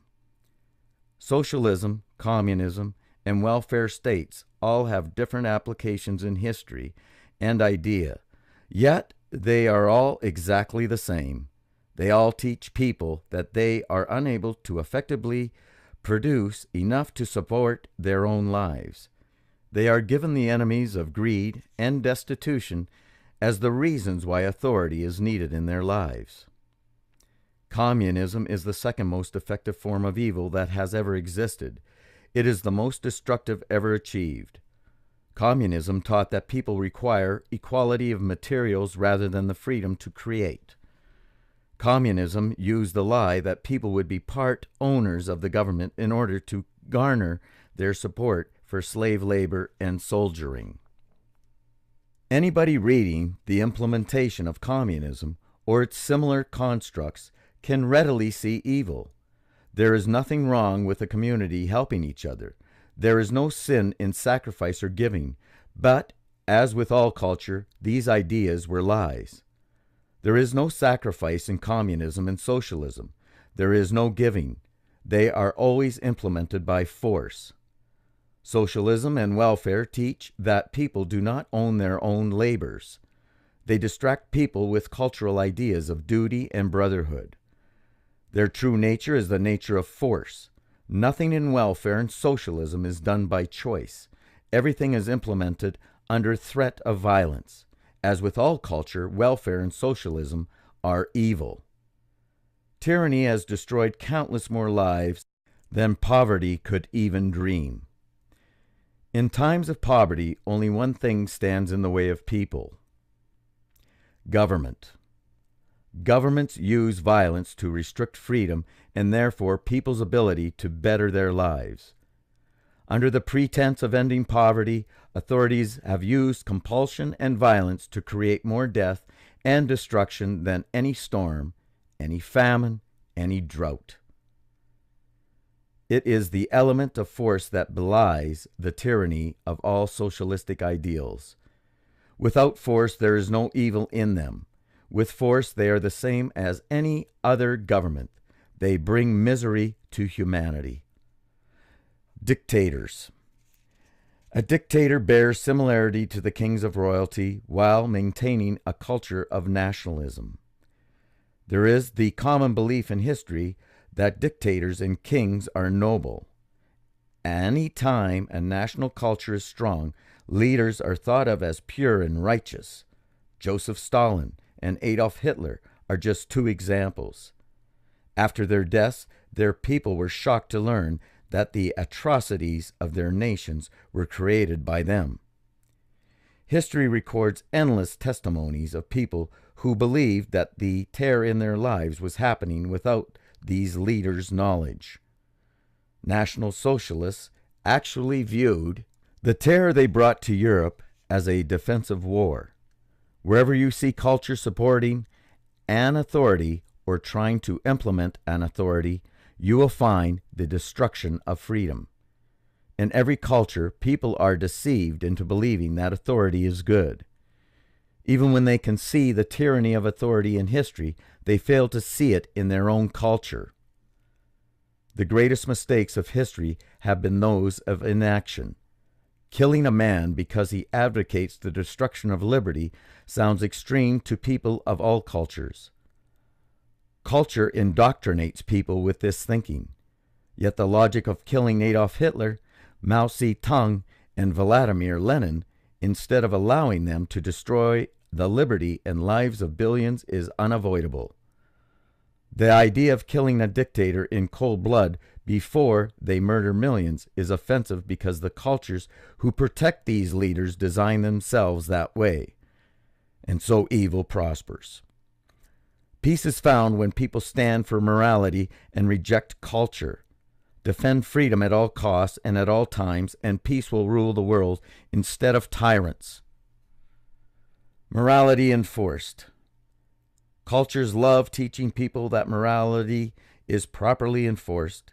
It is the ultimate deceit, a powerful lie. Cultures teach that morality and prudence are one in the same. Culture can easily claim authority over people when they believe they are doing something foolish is the same as doing something evil. Morality is freedom. Immorality is the destruction of freedom. Morality is good. Immorality is evil. Culture would have you believe that morality is a question of personal vice. It pretends that imprudence is the same thing as immorality. When people believe that enforcing prudence is the same as defending liberty, they can be used to support dramatic increases in the power of authority over people. The Inquisitions of medieval times used the ideas of enforcing morality to expand the power of the Roman Church. They created law and enforcement to force church government into people's lives. It was culturally acceptable because they were enforcing morality instead of simple, arbitrary control. The American prohibition of alcohol was touted as a way to counter the effects of alcohol's control over people. In order to fight that control, the U.S. government established a massive police force to control the lives of people. Those who would force prudence on people teach that people are not able to learn intelligent behaviors on their own. Culture teaches that people must not be free to make personal mistakes. It teaches that people are not worthy of ruling their own lives. Without freedom, prudence is meaningless. Environmentalism. Environmentalism shares the ideals of communism. It teaches that greed is the enemy and that those in search of money will destroy the earth. The enemy of greed is the same enemy that communism employs. It is the same lie. They both teach that without authority, free people will destroy themselves. They both teach that government is necessary to enforce security. Environmentalism has one new twist on their ancient lies of evil. It teaches that the dirt you stand on is more valuable than you. It teaches that authority is necessary to ensure that you do not destroy it. As with all evil, it really only cares that you obey. What excuse people choose to follow is of no concern to evil. Culture teaches that the only security to be found in life is in government. Only they can secure your water, your air, your food. Yield authority to them. The strength of environmentalism is that it can be used to regulate every aspect of your life. Transportation, food, housing, energy, and communication, they all fall under this umbrella of regulation and control. Environmentalism is just one more excuse to implement slavery. Bureaucracy. It is extremely important to see that bureaucracy is not just another inconvenience. The slavery of bureaucracy lies in force and compulsion. Those under its power are taught to overlook bureaucracy as just another fact of life. The truth is that bureaucracy does not sustain or improve life, it drains it. The culture of bureaucracy is the incredibly strong in many areas of the world. It is able to convince people that they are free while subjecting them to reams of licensing, fees, permissions, and reporting requirements. Failure to obey results in fines, imprisonment, or death. This is their freedom. Bureaucracy benefits primarily those who make their money from it. These are government employees and controllers. One of their favorite tactics in achieving new regulation is the stacking of laws. An example is safety requirements like helmet and seatbelt laws. Such things presume goodness, but evil doesn't care if you are safe. It only cares that you are forced. Bureaucrats make the case for new regulations by leveraging previous regulation.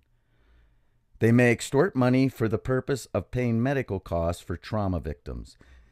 They can then claim the need for helmet and seatbelt laws because they are obligated to pay medical costs.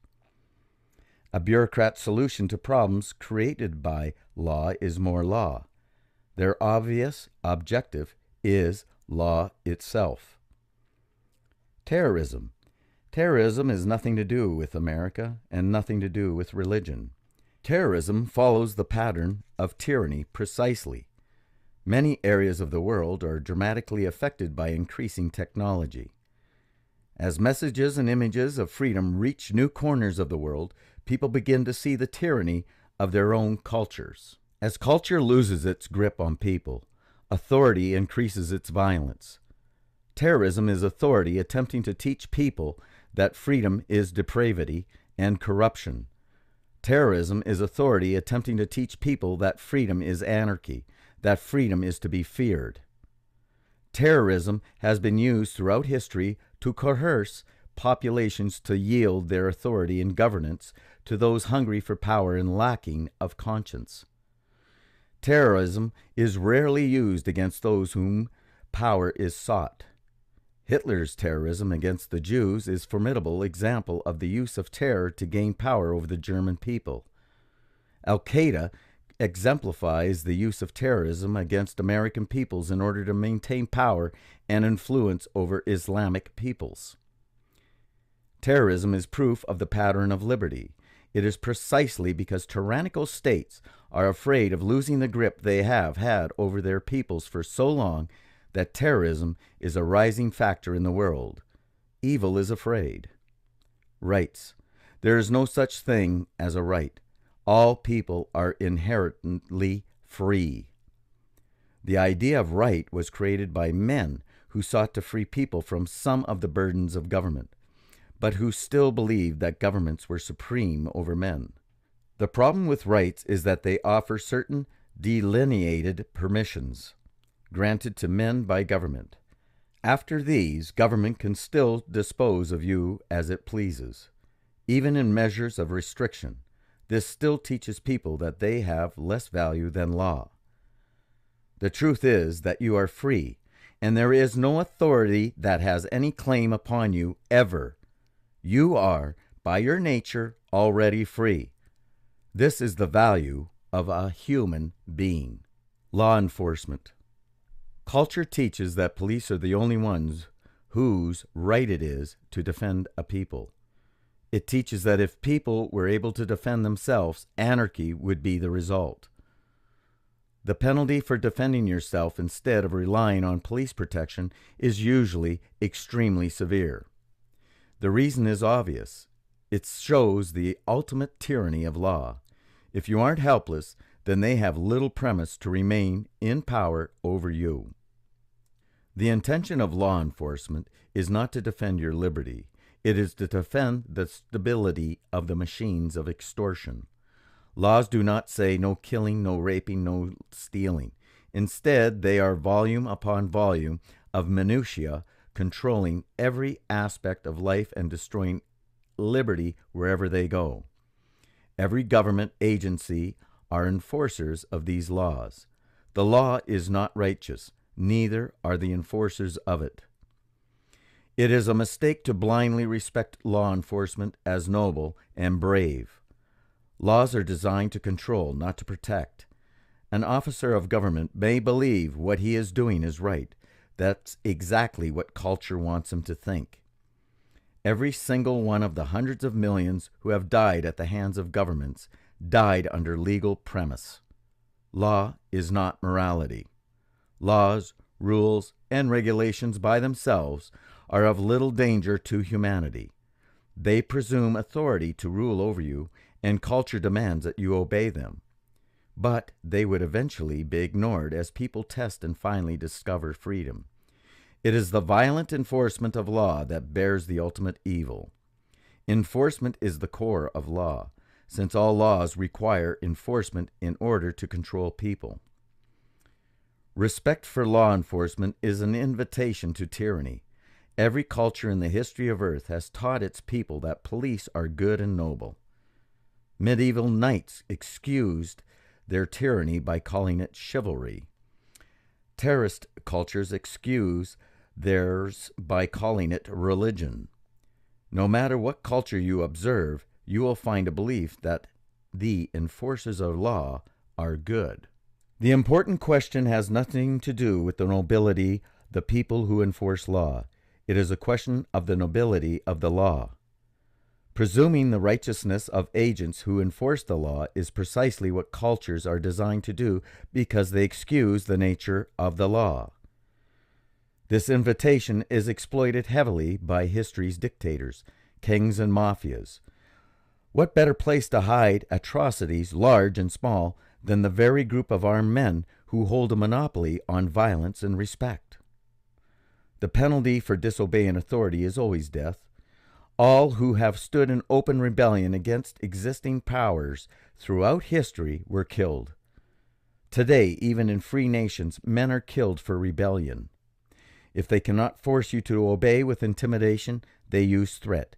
If threat is not enough, they use kidnapping and imprisonment. If that fails, you will be murdered. Which law you break is irrelevant. Even such a little law as speeding ticket, fail to pull over, resist arrest, try to escape, or fight back. It happens regularly. The penalty is death. Price of government.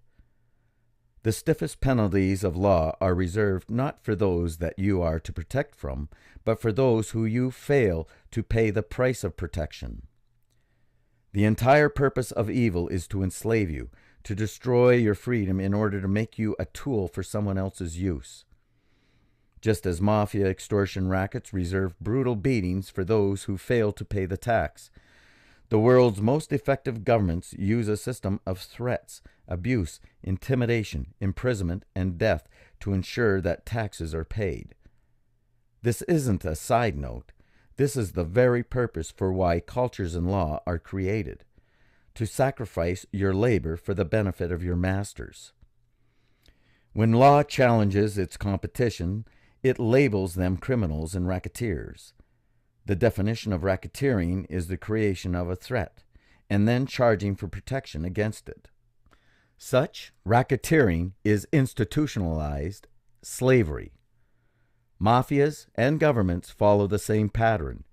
History shows us that the names given to each are a matter of who is the more successful extortionist. Summary. Nations lay claim to people based upon where they are born with respect to imaginary geographic lines.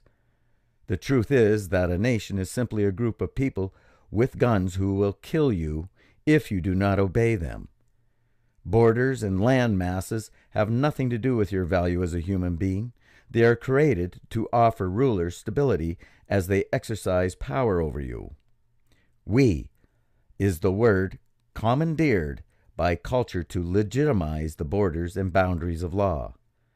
You are obligated to obey law under penalty of death because you are part of the we within an imaginary geographic line.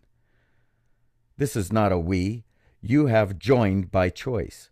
This is not a we you can escape. Your ownership of land, your family, your values are not important to we. In our world, the only escape from the tyranny of we is to substitute one we for another, assuming we let you. Evil would have you believe that you are subject of borders. This is a lie. After millennia of kings, those who were not royalty but sought power, a way to seize it. Nations allowed evil men to remain in control of culture and law, to have authority. Hitler called his version National Socialism. Vladimir Lenin called his version communism. Some are called empires, some theocracies, and some democracies. All have one thread in common: the supremacy of the state. Under nations, culture teaches that no one is above the law, and because nations are defined geographically, no one can escape the law. Put more concisely, nations teach that you are worth less than the law. The definition of evil is the destruction of freedom. If governments were what they pretend by choice, they would not be government. They would be charitable institutions. Since choice is destroyed, freedom is dead, and whomever can control the governments prevails. Governments, by definition, hold a monopoly on violence. Those who seek power over you will not fight your government. Why fight it when what they wanted to begin with was authority over you? You already have the institution evil men seek. It is natural for evil to seek its place in government. History shows us that every nation ever devised can and will be used as a tool on behalf of evil men. Evil seeks power. This is an immutable truth. The more power you vest in a government, the more evil you will find there. Chapter 6. Democracy. Slavery impersonates liberty. The absolute pinnacle of cultural success is to convince people that they are free in their slavery. Democracy is an invented theory, not a moral truth. It is a construct of evil. It was created to impersonate freedom while still maintaining the grip of law over people. As in every instance in history, the pattern of tyranny repeats itself by reinventing lies to hide the same slavery. Democracy is about making slaves and masters of slaves. The teachings of the world's great democracies are those of liberty and a voice for every person. They teach us that democracies are the greatest possible form of government. The reason they give is that democracy offers a voice for the common man. Unlike kings, dictators, and communists, democracy allows most people to have say in the affairs of their neighbors. The evil of democracy knows no freedom. A free person has none to enslave him. Instead, democracies offer everyone the opportunity to enslave you. Majority rule. Democratic culture teaches the rule of law. It teaches that law created by majority rule is morality. Any law, any demand, any punishment is moral when implemented by the majority. Perversions of democracy, such as a democratic republics and supermajorities, are no different. Any law able to be passed by representative, majority, supermajority, or any other group becomes morality. If you can convince 50% of the people to enslave themselves or their neighbors, it is moral. If you can convince 66%, 75%, 99%, or everyone, is it morality? The affliction of law is a game to evil. Evil seeks control over people in order to destroy their worth. It does not care who enslaves whom or why. There is no morality in law. Democratic teaching says that as soon as the legal voting bloc approves a law, it is a right and a proper to inflict it upon a people. Why should the destruction of your freedom be acceptable just because someone else says so? Does evil become righteous when more people desire it? Would evil be righteous if all people desire it? Tyranny by one king is the same as tyranny by 100 million kings. It is the nature of compulsion in law that is evil. How the law is achieved is meaningless. Hiding tyranny in the constructs of representative government and majority rule is commonplace in our modern world. After so many millennia of royalty and warlords, people have learned to see some of the evil in tyranny. Thousands of years were required to discard the notion of nobility and divine right of rule. Today, many in the world have an understanding that there is no birthright to rule over others as a king. But the deviousness of evil has pushed that burden upon individual concepts instead of upon itself. Evil teaches modern peoples that royalty and dictators were a mistake, but that the submission to your neighbors is right. In early U.S. history, the majority allowed the enslaving and systematic dehumanization of Africans. Did the law of democracy moralize slavery? Theories such as majority rule are inherently evil. Evil would have you believe that evil is good and that freedom is anarchy. From the position of a free individual, it is horrendous to watch members of a democracy not only swallow the rule of law as inflicted in all manner and form upon their lives, but also to witness the self-same victims inflict differing versions of morality upon their neighbors. Some people believe that democracies are a safe and proper form of government since the majority of people are decent. They believe that the majority will set proper rules for the minority. This belief teaches two lies. First, that there is nobility in law, that it is right to force the minority to obey. Second, that minority, if left to themselves, will destroy the lives of everyone else. The minority are controlled and forced by a system of police and law to conform to the correct manner of behavior defined as crime. None of this has anything to do with defending the liberty of the majority. It is about controlling the minority. It is about conditioning the majority to the taste of evil. The thirst for power over others is the lure of democracy. There is no majority. The modern history of powerful democracies has shown that there is no such thing as the majority or the minority. Factions of ideologies within populations fragment democratic societies into countless splinters. Different approaches, compromises, and rules break apart any possibility of a single majority, while still creating endless compulsion via law. Because of this, you are guaranteed, regardless of who you are, to be in some majority circles and some minority circles. You will taste of both the control over others in dictating law, and in the slavery of having law dictated upon you. Your neighbor, who may otherwise think like you, will be willing to sacrifice your liberty to achieve some of his means. Likewise, in a democracy, you will be tempted to make criminals of your neighbors. As soon as culture teaches people that it is right and proper to destroy liberty under any premise, authority splinters and tyranny grows. Violence and destruction. Democracy creates violence and destruction. Democracy teaches people that it is proper to inflict your will by force upon others. Indeed, it teaches people that they are entitled to take anything from their neighbors by force. Democracies are always welfare states because everyone is able to create laws legitimizing theft. The strongest democracies have the highest taxation and the most regulation. Governments' employees are able to influence laws to benefit their own positions and salaries. The more regulation created, the more opportunities for pirating in the name of propriety. Many wish to control behavior in the name of religion, environment, economics, decency, and safety. Democracy teaches that these things have more value than human beings.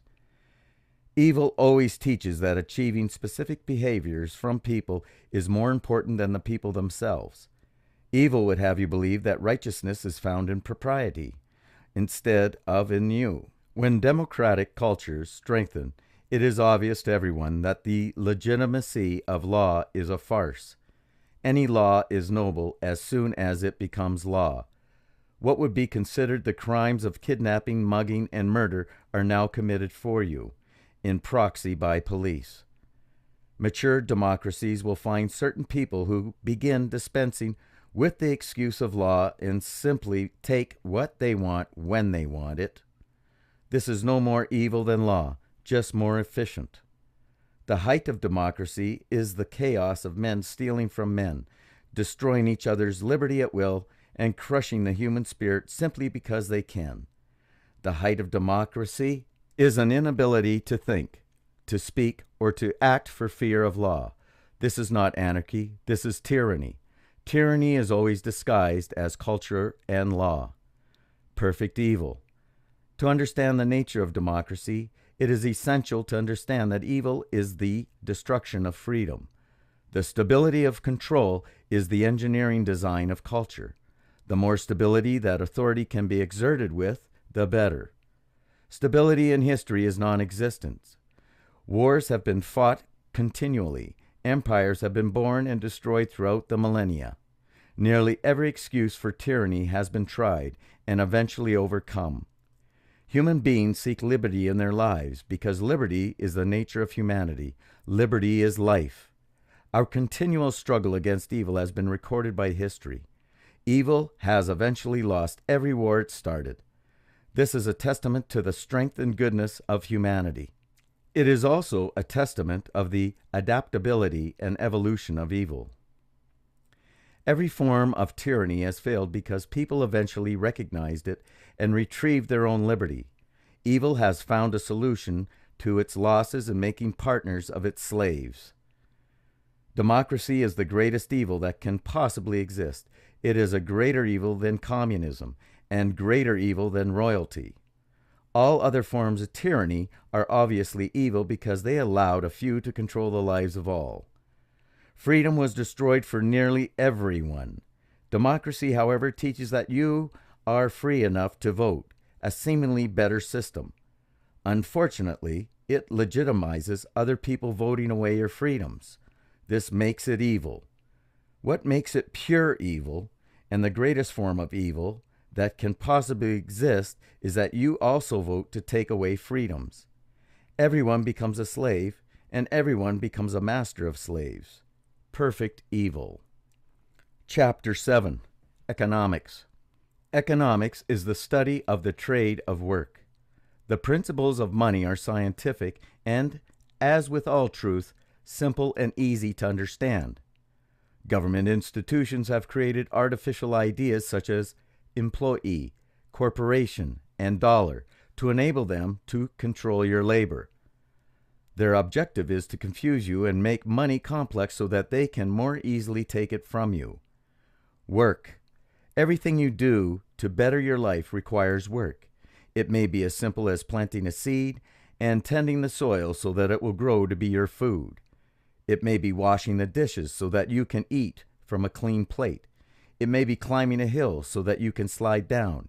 You do everything that you do to benefit yourself and those you love. Trade. You may not be good at building some of the things you want. You may not want to plant your own food. Trade allows you to do different kinds of work, but to give that work to others in exchange for work they provide you. If you cannot build an integrated circuit but can operate on a tumor, then a trade can help two people, a doctor and an engineer. Trades can be between 2, 3, or hundreds of people, but at the end of the day, it is as simple as trading your work for someone else's work. You get to do what you are best at, but get to receive what others are best at. Savings and debt. Savings and debt allow people to perform trades without the restriction of time. When you work today and redeem the traded work later, it is called savings. When you redeem today and perform the traded work later, it is called debt. Both principles enable you to control your labor without being subject to time. Money. Money is the record of all savings and debt transactions. All it does is record what you owe or what is owed to you. It can be carried symbolically as paper or coin or as a line item on accounting books. After you have performed some of your work in trade, you receive money to record the value of that work. Your trade of work can be between any number of people, and all redeemed at different times. The principle of money greatly enables people and frees them to work and receive the benefits on their own schedules. Economic control. There are people who wish to use your work for their own purposes without providing anything in return. The objective of economic control is to control as much of your labor as possible. Tax. There is an extra party to most economic trades that take place on earth. They offer no benefit to either party, and they do not allow you to choose whether or not to include them in the trade. A tax is when someone takes money that does not belong to them. Taxes are law and not principle, because they destroy freedom and must be enforced. Some of the people who tax are common thieves, while others are powerful governments. Extortion. The corruption of economics is called extortion. When you labor, but someone else redeems your work without your permission, it is a tax. To tax someone is to steal from them a portion of their work, or all of it. Under taxation, you work but gain nothing in return. Even when the claim is made that the money will be spent for your benefit, you cannot choose what your work will buy. Under taxation, the extortionist is the master and you are the slave. What amount of time they steal from you is irrelevant. A slave for an hour or a slave for life is still a slave. Failure to pay is penalized by imprisonment or death. Taxation comes in many forms. The simplest is to steal your money without you ever realizing it. We call this theft, and it is practiced by common criminals. The more popular and vastly more profitable form of taxation is to take a portion of your work when you produce it, when you trade it, and when you save it. This is the form which is practiced by governments and mafias. There is another form that is incredibly devious and difficult for people to see. The restriction of behaviors to compel you to do something that authority wants is taxation. Using this method, they never have to bother with money. They simply compel you to do their bidding directly. This form of taxation is called by many, many names. Some of them are price controls, regulation, bureaucracy, red tape, paperwork, formalities, oversight, Social Security, public works, and the public good. Effective taxation is a function of time. A common thief will steal as much money from you today as possible. Tomorrow you will be destitute and have nothing left for him to take. Furthermore, you will run far away or find a method of protecting yourself in the future. Governments are far more advanced. They allow you to keep a portion of your work for yourself, enough so that you will not run away or revolt, but instead continue to work where they can take from you again tomorrow. Taxation constantly fluctuates as governments test whether or not they can get more from their subjects. If people slow down or quit working, then taxes are too high. Culture is manipulated to keep up with increasing taxes to teach people the nobility of government and slavery. Because taxation is a function of time, they can pirate from you not just huge percentages of your money today, and not just for the rest of your life, but all possibility of interest on your labors. Government taxation is the single most effective extortion racket that has ever existed. The evil genius comes with the culture. Most citizens consider it honorable to pay their masters. Earn, trade, save. Taxation is obfuscated in every area of your life. The easiest to see is when they take your money as you earn it. Income tax, regulations, and governmental restrictions allow the extortionists to pirate labor before you ever get to put it in your use. You serve them. They leave you the scraps, whatever the percentage of your labor or labors they allow. Extortionists take a further percentage every time you trade your labor, called sales tax, use tax, gas tax, or any such sundry names. You have less than you produce because they already took huge percentages from you. And now as you go to redeem your labor for food, shelter, better health, or comforts, they take even more.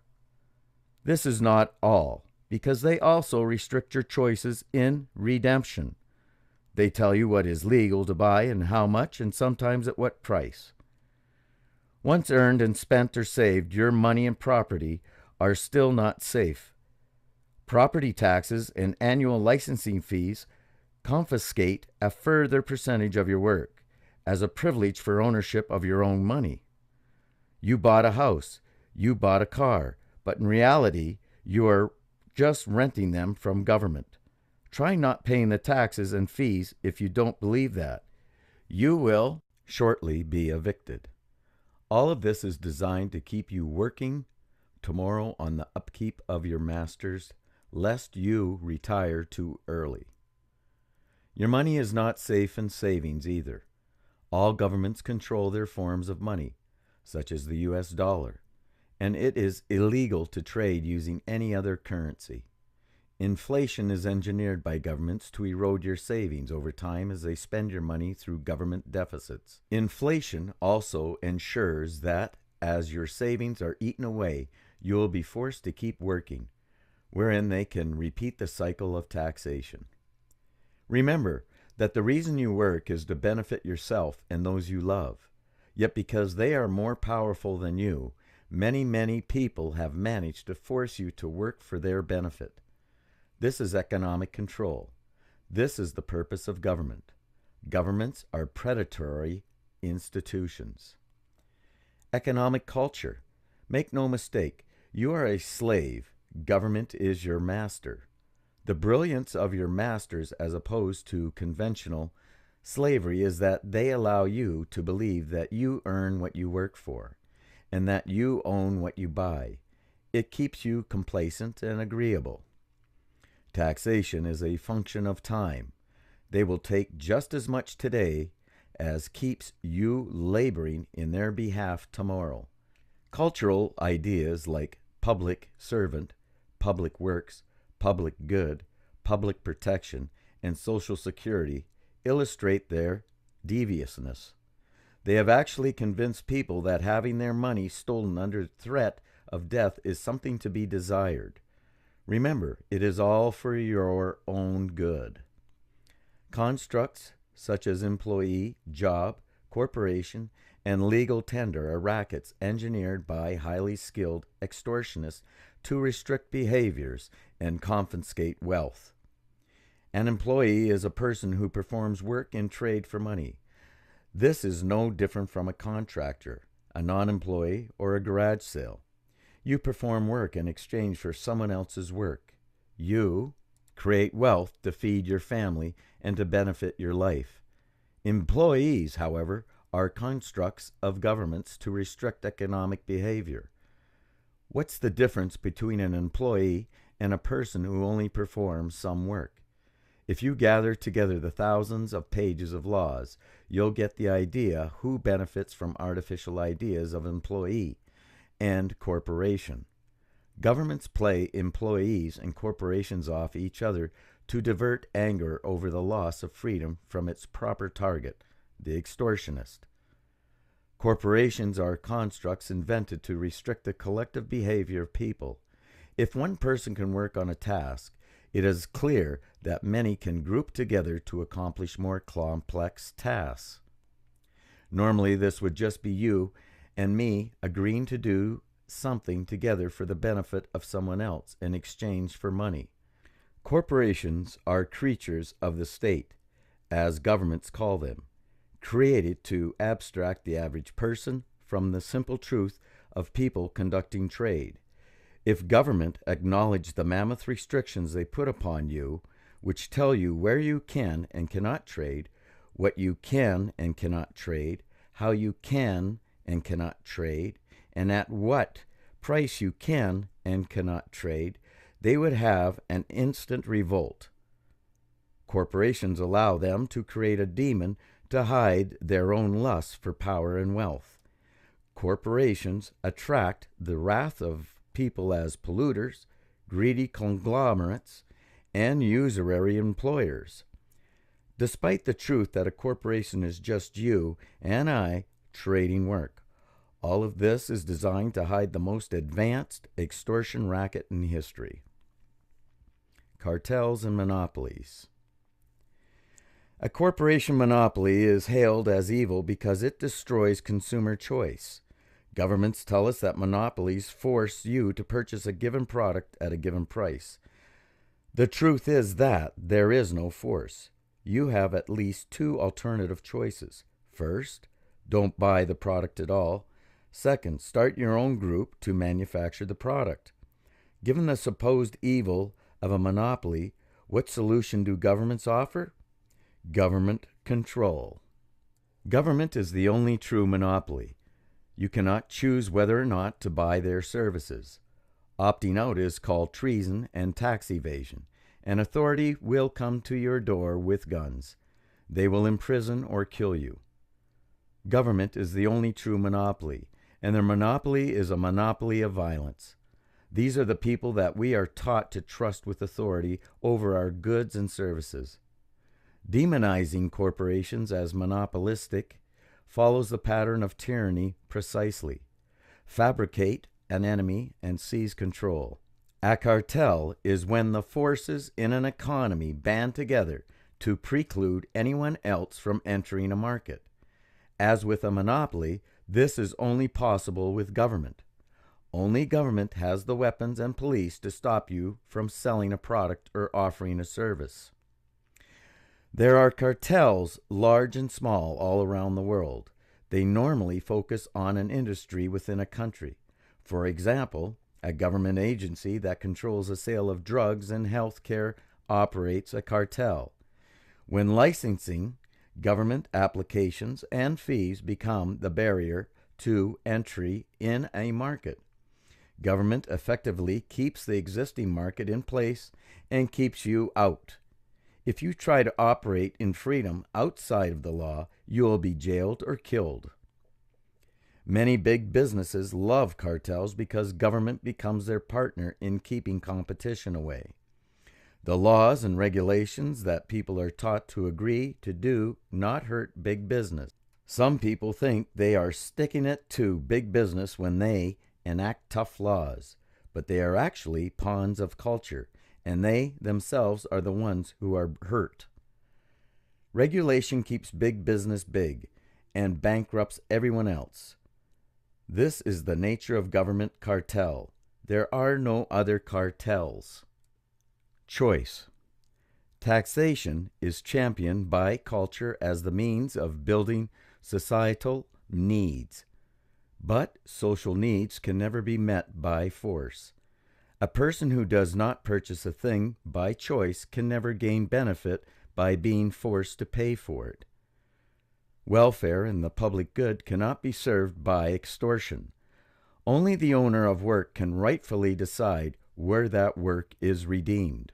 All else is thievery. All claims of need and public good that are not met by free will are the lies of culture. An important principle to understand is that evil wants power over you. Money is only a representation of work. And as long as evil people can compel you to work on their behalf, they don't need to possess money to control you. This principle is exercised in welfare and socialist states. Money confiscated by politicians is largely not spent directly on themselves. However, they still enjoy the taste of power over you by taking and spending that which they did not earn. It is not money that is evil, but slavery. Frequently, governments will strengthen their culture grip over people by spending extorted money in targeted ways, just as mafia dons and drug lords are known to spend on social projects for the benefit of the poor. Governments use money to fabricate enemies and impersonate righteousness. They spend lavishly with other people's money on public works and welfare. In so doing, they pretend to be the saviors of the people. While condemning the rich, socialism, or the Jews, Nazi, or freedom itself, terrorists, the pattern plays out in 1,000 ways, and the artificial enemies are always different, but the result is always the same. Governments do not always spend money on themselves, but they always increase their power. Remember that money is only a representation of power. Its only value is in the ability to convince others to work on your behalf. Money's value can be wildly fluctuated depending upon how you view it at any given moment. Those in authority over you know very well that money can have vastly more value than the numbers printed on the front when you use it as a weapon against one group to benefit another. They claim to exercise authority with no gain for themselves. This is a great lie of evil used liberally in democracies. It is a debt paid by slaves to be collected by authority in loyalty and allegiance. For all who wish to feed the poor of the world, there is only one solution, and authority. Freedom solves the world's ills. The reason that Earth has widespread poverty is simply because people are not free to pursue prosperity. A free people are a prosperous people. Government debt. Government debt is money spent by governments before they confiscate it. Such debt has little meaning, since the evil is found in the confiscation and not the timing. However, given the culture of democracies, people are taught that the nobility of nations and the loyalty of being a taxpayer. Governments know that they can spend whatever they want today and obligate you to pay for it tomorrow. The nature of national cultures is such that even when the threshold of extortion is less than government spending, by the time the debt comes due, cultures convince people that it is their debt. In this fashion, they raise the threshold of extortion. People are less likely to revolt or quit working when they are taught that it is their nation, their debt, and their moral obligation to pay. Bureaucracy. Bureaucracy is a word used to describe the requirements of complying with government regulations. In order to make sure that you are obeying the countless laws governments subject you to, you must also subject yourself to the enforcement of those laws. Innocent and necessary in the eyes of culture, the truth is that bureaucracy is the patent nature of slavery. Evil seeks control over you, to destroy your liberty, to destroy your spirit. The more you must do by force, the less freedom you have, and the stronger evil is. Every culture teaches the nobility of law enforcement. They teach that law enforcement prevents murders and rape. While it is entirely possible that they do on occasion stop violence, the vast majority of modern law enforcement is designed only to destroy liberty and extort wealth. Every visit to a motor vehicle's bureaucracy, every tax form, every time you are pulled over, every ordinance you comply with at home or on the job is law enforcement in action. The culture of law enforcement is one of protection. Their protection exists only to the extent necessary to convince you to submit to everything else they demand of you. The law teaches that you must comply with reams of bureaucracy and enforcement in order to protect other people from you.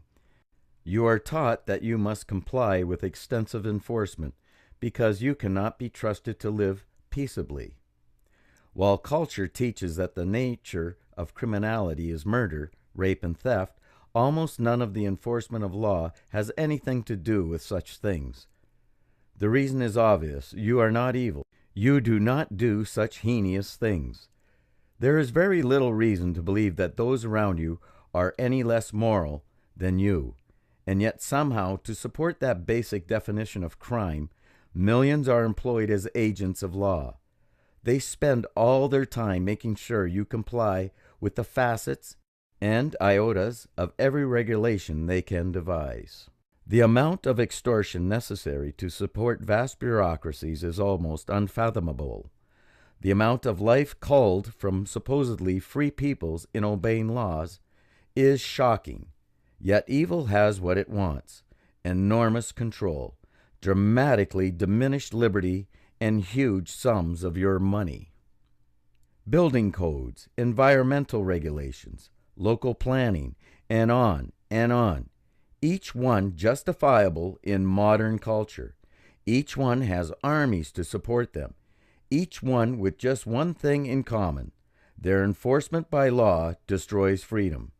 If any of these goals were noble in their own right, they would not need force to accomplish them. Their true result is to raise costs through increased property tax, impact fees, licensing fees, business fees, employment taxes, etc. Even government programs designed to cultivate seemingly noble goals such as ownership societies are inherently evil. They are designed to stabilize populations. What that means is they get more people to commit to a location, and a cost on long-term financing so that it is harder to escape taxation. If governments actually wanted families to own their own homes, they would simply stop charging them rent every year. Price controls. Governments sometimes implement price controls.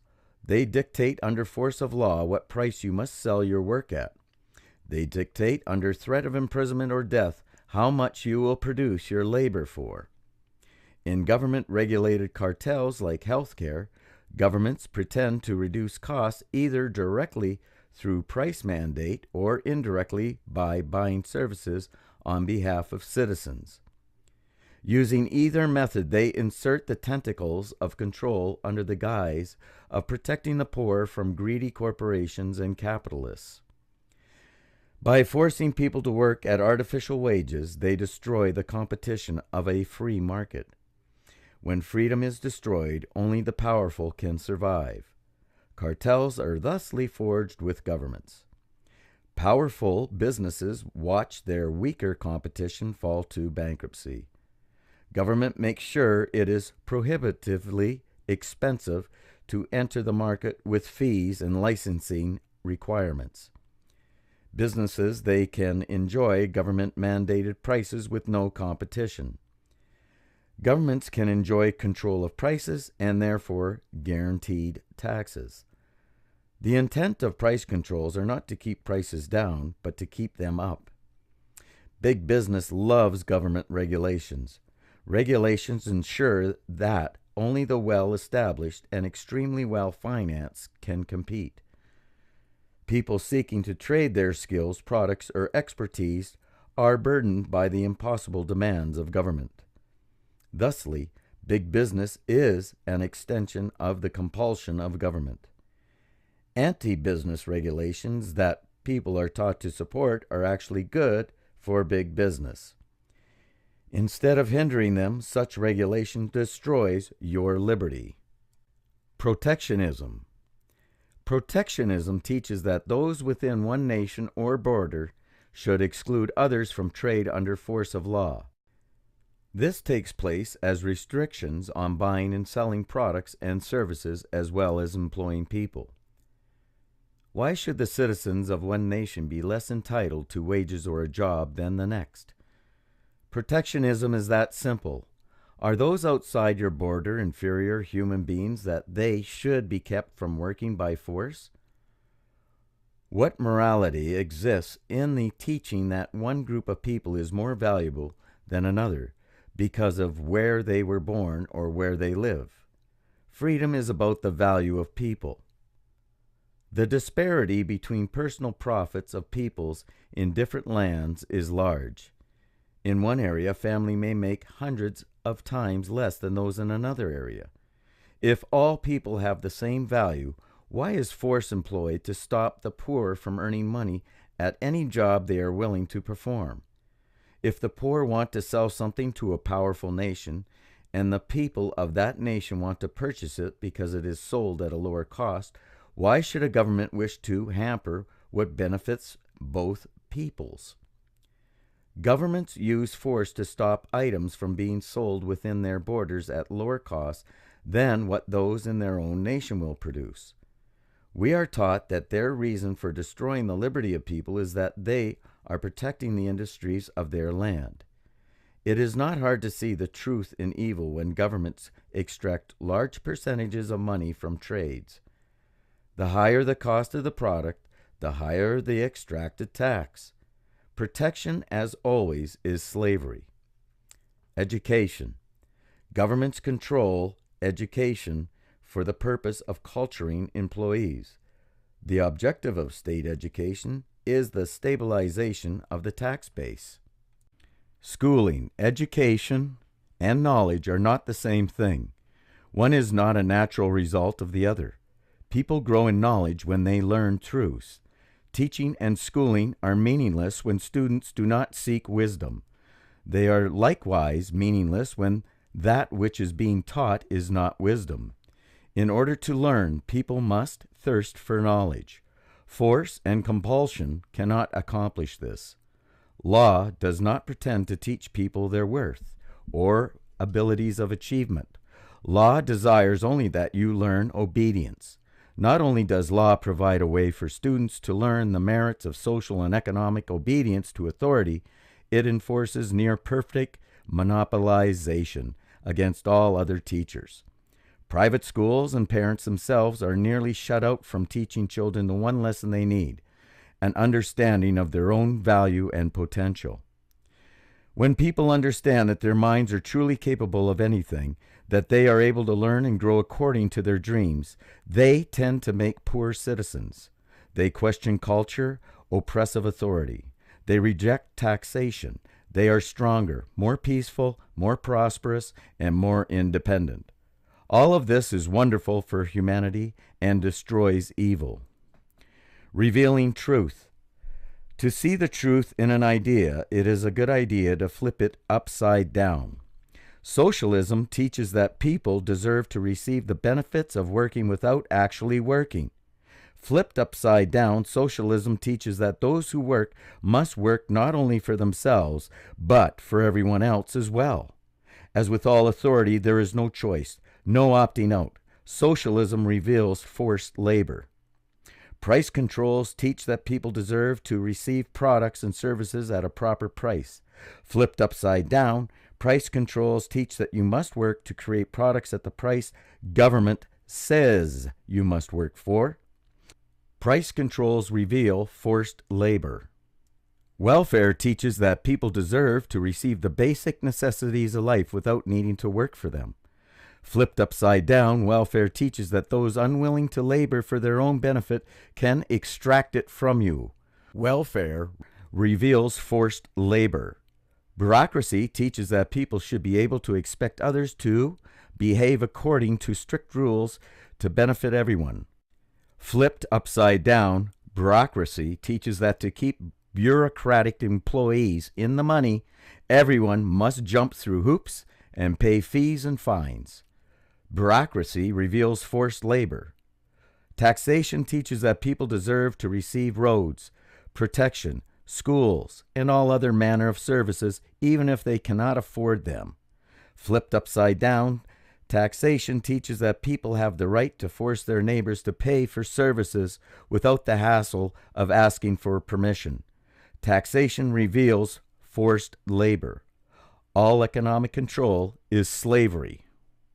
Chapter 8. The Pattern of Liberty. The pattern of tyranny has repeated itself throughout history. It cycles in every instance of evil, large and small. The pattern of liberty, however, is a singular flow that has been progressing slowly since the beginning of time. Evil has been on earth as long as man. The tactics of evil have changed infrequently, and only do so when forced by the progress of liberty. Every time liberty has progressed, one of the ideas or concept of evil has died. When cultural control over people is broken, the pattern of liberty takes another step forward, and culture has been forced to adapt to maintain control over people. By using threats of death, torture, mutilation, imprisonment, every kingdom on earth has prospered. War created the empires of history, and culture preserved them.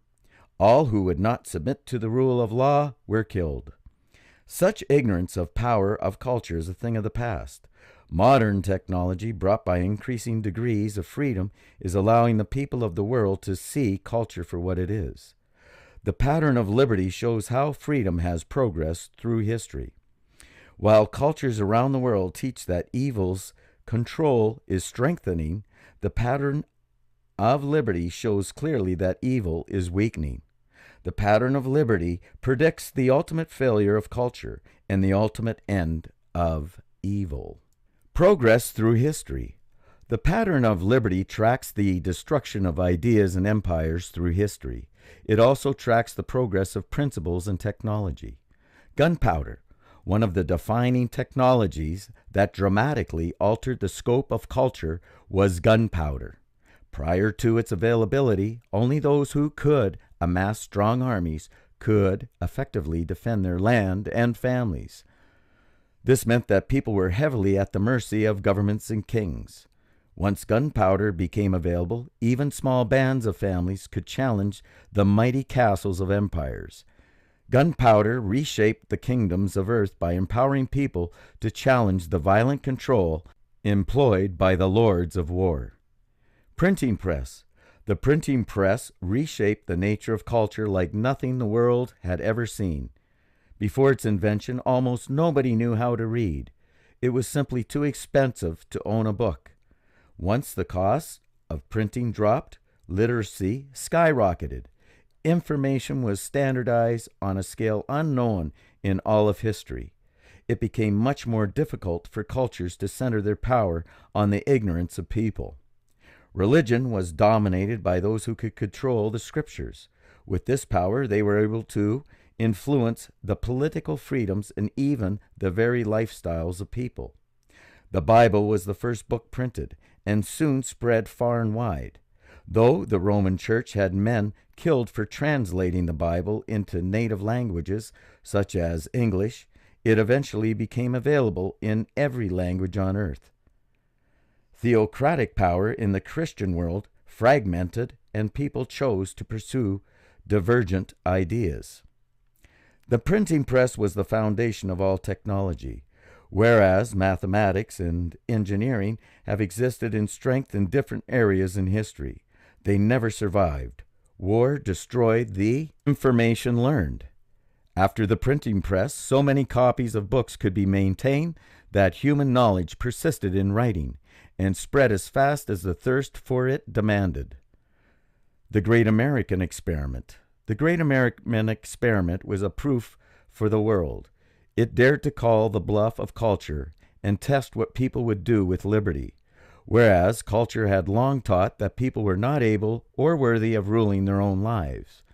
The American Rebellion taught people that they were fully able to live life without a king. They taught by their actions and wittings that men were worth more than governments.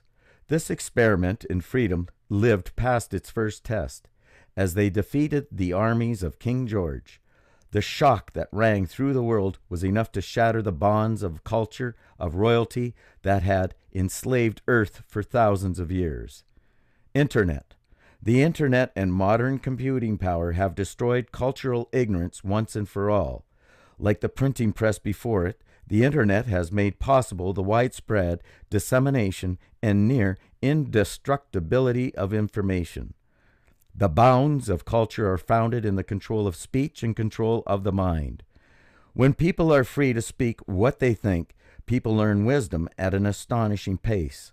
For cultures to succeed, they require imposed ignorance and cultivation of planned thought. As soon as people question the rule of law, authority is lost. The cultural shift away from intellectual property is a telltale sign of the end of government rule. In the past, information was regarded as owned by the people who developed it. This meant that anyone who attempted to use that information could be punished by the violence of law. The future holds a shift in thinking that few will be willing to accept until they see it happen. Intellectual property is not a principle, since it must be enforced by restricting the liberties of people. It is an idea and a construct of law. The shift that awaits the world is one of the impossibility of enforcement. Law will struggle mightily in defense of authority and taxability, but will ultimately lose. This is the power of global communication and information retention. Nearly every law will become impossible to enforce. The principles of computing power give the freedom necessary for people to escape tyranny. Violence replaces culture. When cultures break down and the authorities they protect are threatened, violence grows. Violence is a necessary component of control. Violent enforcement is necessary to ward off sedition. Violence changes the dynamics by making the cost of freedom death. Every time the pattern of liberty has progressed throughout history, violence has increased. The future will be no different. As people learn about freedom and see what is possible in their own lives, evil will clamp down. Authorities will employ greater degrees of violence as they lose their grip on power. This is the death of a culture. This is the meaning of war.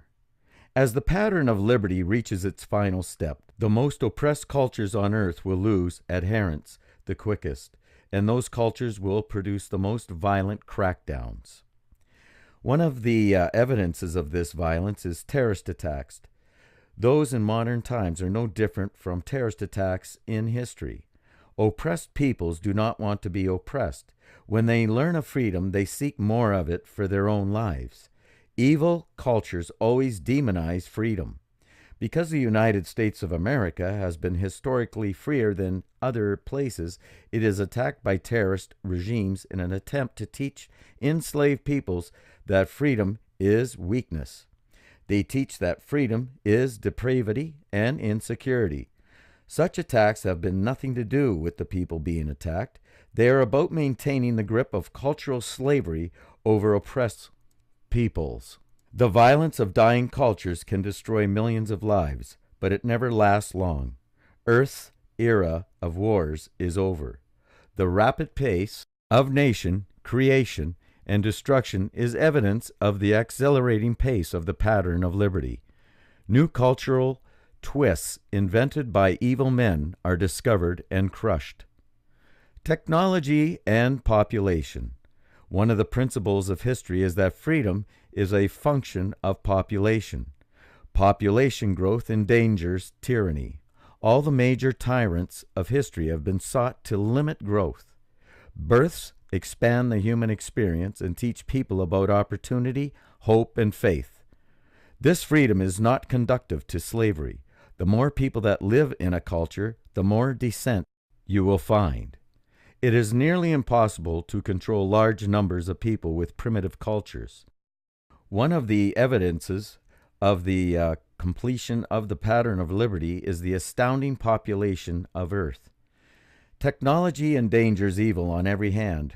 Its use, implementation, and imagination are diametrically opposite evil. Technology is born of freedom. Freedom brings wisdom to people who implement learned principles in practical solutions. This search for wisdom teaches people that the value that they have within themselves. It teaches them to stretch the limits of their intelligence and faith. This is more than concerning to the control of authority. It is the death of evil. The use of technology enables the evasion of authority. One powerful example of this is the evasion of taxation. Governments are institutionalized extortion. When technology allows people to remove the control of money from government hands, taxation becomes impossible. Advanced encryption and anonymous peer-to-peer networking technology allow for exactly this. Economic exchanges are freed from the bounds of legal tender and regulation. The future of technology brings the impossibility of tracking money and enforcing taxation. This transition will be marked by violence as governments try to salvage their monstrous rates of extortion. The comforts and prosperity of technology demonstrate the world that the fruits of freedom are. It is entirely impossible to hide from culturally enslaved peoples the glory that is human life. Principles and products leak through every culture on earth. The kings of old have fallen. Communism is weakened. Theocracy is dying. Democracies are bankrupt. Violence will mark the transitions, but freedom will prevail. The American Dream. The American dream was for a land where people would be free from the interference of government. The dream was one of freedom to pursue joy and happiness. Today, culture teaches that American dream is a pacific and tightly defined perspective on the perfect life, and the reason the United States of America is great because it has the ability to create that life for you. Culture perverts everything good. The American dream is not an American dream. The great American experiment brought massive liberty to the people of America, more than had been seen at any other time or place on earth. The experiment and the dream are not for Americans. The United States of America is not to be respected as a nation. It is not a favored group. There is no magic, no cultural supremacy in the red, white, and blue. The great American experiment is to be respected only because it taught people that they are worth more than the law. The government of the United States of America in modern times closely resembles both a democracy and a welfare state. It is bankrupt and heavily enforced by legions of law. Culture would have you believe that this is its legacy. It is not. The Declaration of Independence, the Bill of Rights, and the very action of rebellion against a king taught the people of the world that government had no natural right over them. These things taught the whole earth that they owned government and authority nothing. It told people that authority should never tell them what they could say, how they could worship, what they could print, and where they could gather. It told people that law enforcement is a dangerous animal, and they ought to be able and willing to defend themselves against it. It taught people that government and authority can be limited. It taught people that they were worth more than the law.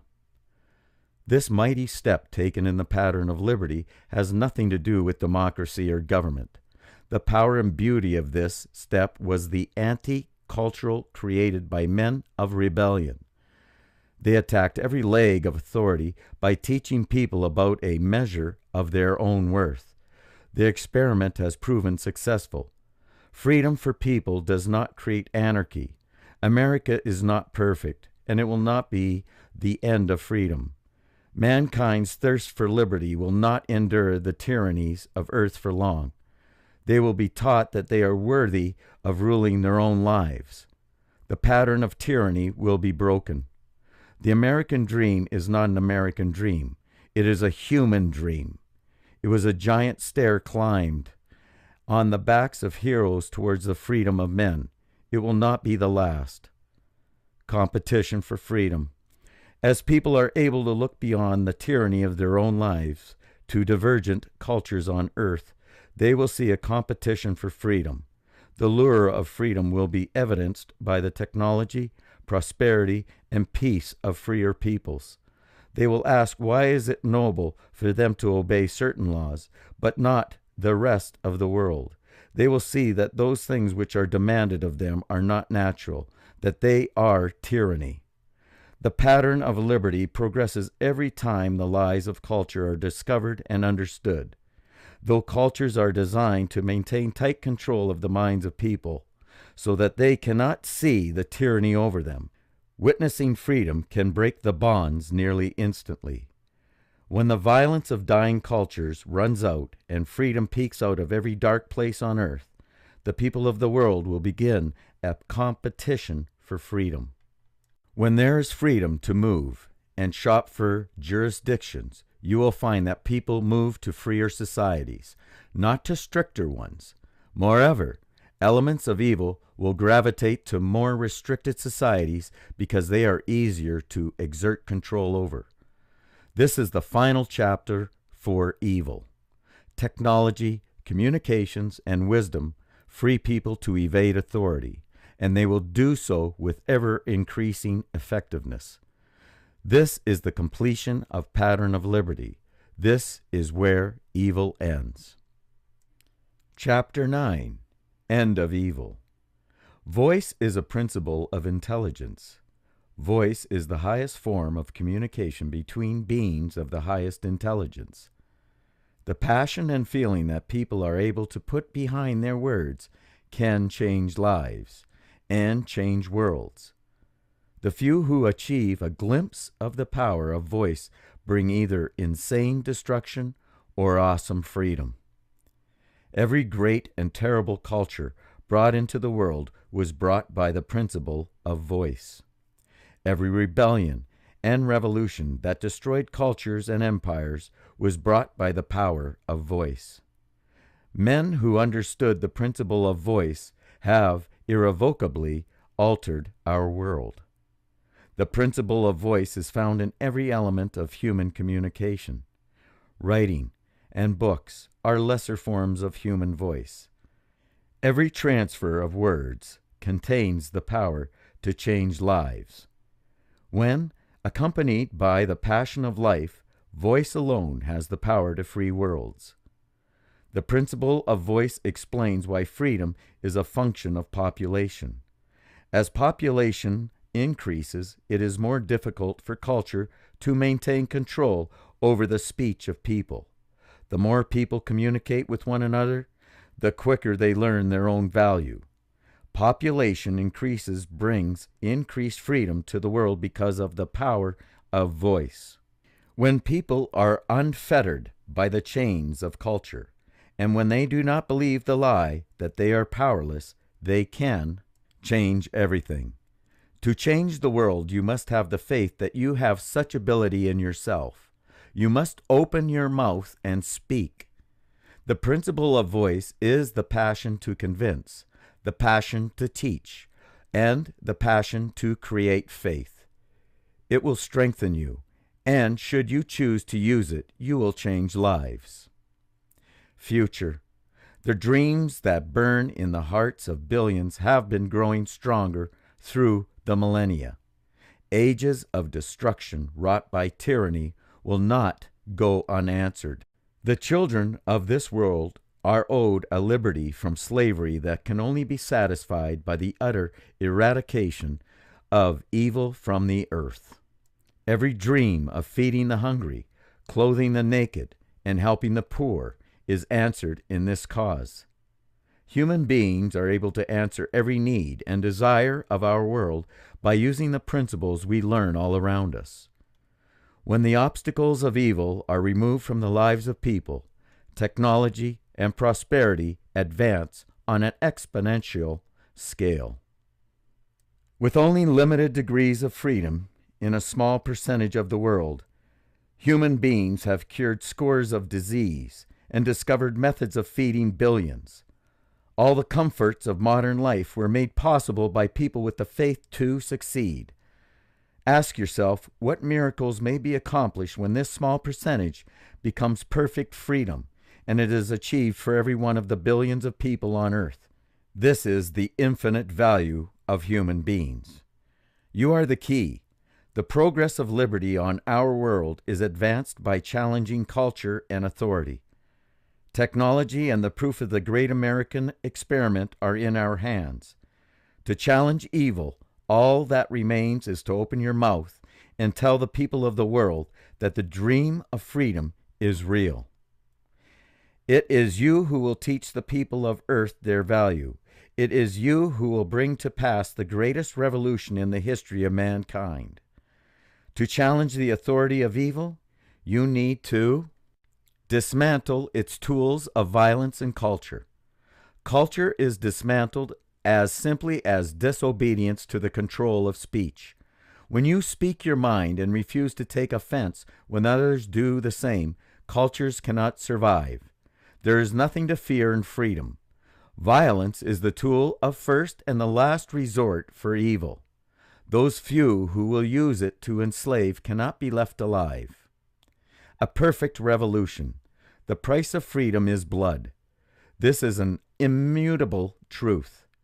The reason is that evil does not care if you live or die. Evil will stop at nothing to achieve mastery over you. A perfect revolution is a revolution where all of the blood paid for freedom is paid by tyrants, and where none is paid by the innocent. There are only 3 types of action a person can take: that which exercises freedom, that which defends it, and that which destroys it. Culture teaches the nobility of destroying freedom by concepts such as the rule of law. At the same time, it teaches the immorality of defending freedom in concepts such as police authority. Culture cannot be allowed to continue. As long as men of violence walk the earth, they will devise ways to create cultures under threat of death. The defense of freedom is always righteous, and no tyrant can be spared. There is no proper role for tyranny in the lives of people. As soon as you yield to the forces of compulsion in the name of your life, you have lost your life, for it belongs to those who control you. Life is liberty. Without liberty, your life belongs to another. Liberty is to be defended at all costs and at all times. Govern yourself, for this is the nature of an individual. You and you alone control your actions and your mind. This is right, proper, and good. You have a responsibility to defend your liberty at all times. If you do not, it will be destroyed. To yield defense of your liberty to another is an absolute invitation to tyranny. Personal sovereignty is the end of evil, when every person on earth will defend themselves and those they love, when evil cannot gain even a foothold because all people are watching for it and recognize that it seeks to destroy their value. This is the exact opposite of perfect evil, in which every person is a slave and a master of slaves. Perfect liberty is life, and in it there are no slaves and no masters of slaves. Perfect liberty is life. Earth. The cultures of Earth teach you to accept, to yield, and to obey. The end of evil is found in refusing the slavery of the mind. For the end of evil to be achieved, all people must be taught that they owe obedience to no one. They must be taught that the desires and dreams of their hearts are proper and good. They must be taught that every ounce of joy they seek can be had for themselves and those they love. This is the anti-culture, to free the minds of people. Cultures are established first by the control of speech. Condemnation of speech is rampant in the strongest cultures. The end of evil will bring the defense of speech in every home and in every communication. Culture teaches that speech brings offense. Instead, you must see that speech brings a view into the mind of a human being. Ignore the interpretations of culture and see the intent and feeling of them who speak to you, and then speak back. The control of speech is crushed by the power of voice. In the end of evil, people cannot tolerate compulsion and force. The mistake of history are found where people have allowed the establishment of culture. In every case, it was known that this establishment would destroy liberty. In the end of evil, tyranny will not be tolerated. You owe allegiance to no nation and to no law. You are a being of infinite worth and fully capable of escaping the bondage of evil. When you feel compelled not to speak, speak. When you are oppressed by law, circumvent it. When violence threatens you, crush it. Remember the lessons of technology. Technology is the fruit of freedom. Technology enables humanity at the expense of authority. Just one example of this is the extraction of economics from the control of nations. Regulation chokes economic activity by making it prohibitively expensive on an open and universal platform. We already understand how technology can bring the cost of selling down and make selling easier for everyone to accomplish. The lessons of evading extortion and control are likewise already learned. Global peer-to-peer networking ensures that no authority can switch off a server to dismantle economic activity. This dispersion of economic targets will make it impossible for governments to enforce taxation and control. Making peer-to-peer nodes anonymous using powerful encryption technology will make it extremely difficult for authority to bring excessive violence upon individuals to force examples of obedience. Steganography within established protocols such as HTTP will make disabling specific communications impossible without disabling all communication. Merging public auctions and marketplaces with anonymous steganography, peer-to-peer networking will forever remove the control of economics from the hands of extortionist authorities. With technologies such as these, people can buy and sell anything without the interference of governments and mafias. Furthermore, governments will not be able to enforce taxation, record keeping, since instead of a smaller number of corporations preferred by government, every one of the billions of people on Earth will engage their economics directly. Population and technology crush evil. What other devices can be imagined to free people from the tyranny of communism, terrorism, socialism, democracy, violence, and culture? With a human mind, there is no limit to imagination and invention. When technology and innovation beat down authoritative control, the liberty released will spawn astronomical advances. 1 ounce of freedom may bring 1 ounce of technology. 2 ounces may bring 10. 1 free person may bring 1 idea of innovation. 2 free people may bring 100. Total freedom for all people brings nothing less than infinite opportunity. The scale of the speed of human advancement can be seen in thousands of years of history, with modest gains in freedom and modest gains in technology. In the most recent few hundred years, technology has exploded. With each degree of freedom achieved, human knowledge builds exponentially. You have infinite value. With freedom, all things are possible. Technology, health, wealth, and knowledge are all facets of power. Each of these improve the lives of human beings. The fruits of liberty are everything good and bring peace, prosperity, and joy. You live after the era of wars, and the only remaining step in the pattern of liberty is to answer the question held in the minds of people around the world. The lies of millennia have not stopped the unquenchable thirst for freedom that grows within the hearts of every person on earth. They are poised and ready to take the freedom that is rightfully theirs. They need only hear the freedom is possible, that freedom is real. You are the key. To teach the people of earth the value that they have within themselves, you need only speak and tell them that every good thing is theirs to have. You need only tell them that the glory of liberty is real and that it belongs to them. This war is already won. Evil has already been crippled. Every human being on earth is ready to rise and let the chains that held them crumble to dust. This world will be free. If you can see your own value, then stand tall. Ye are called unto liberty.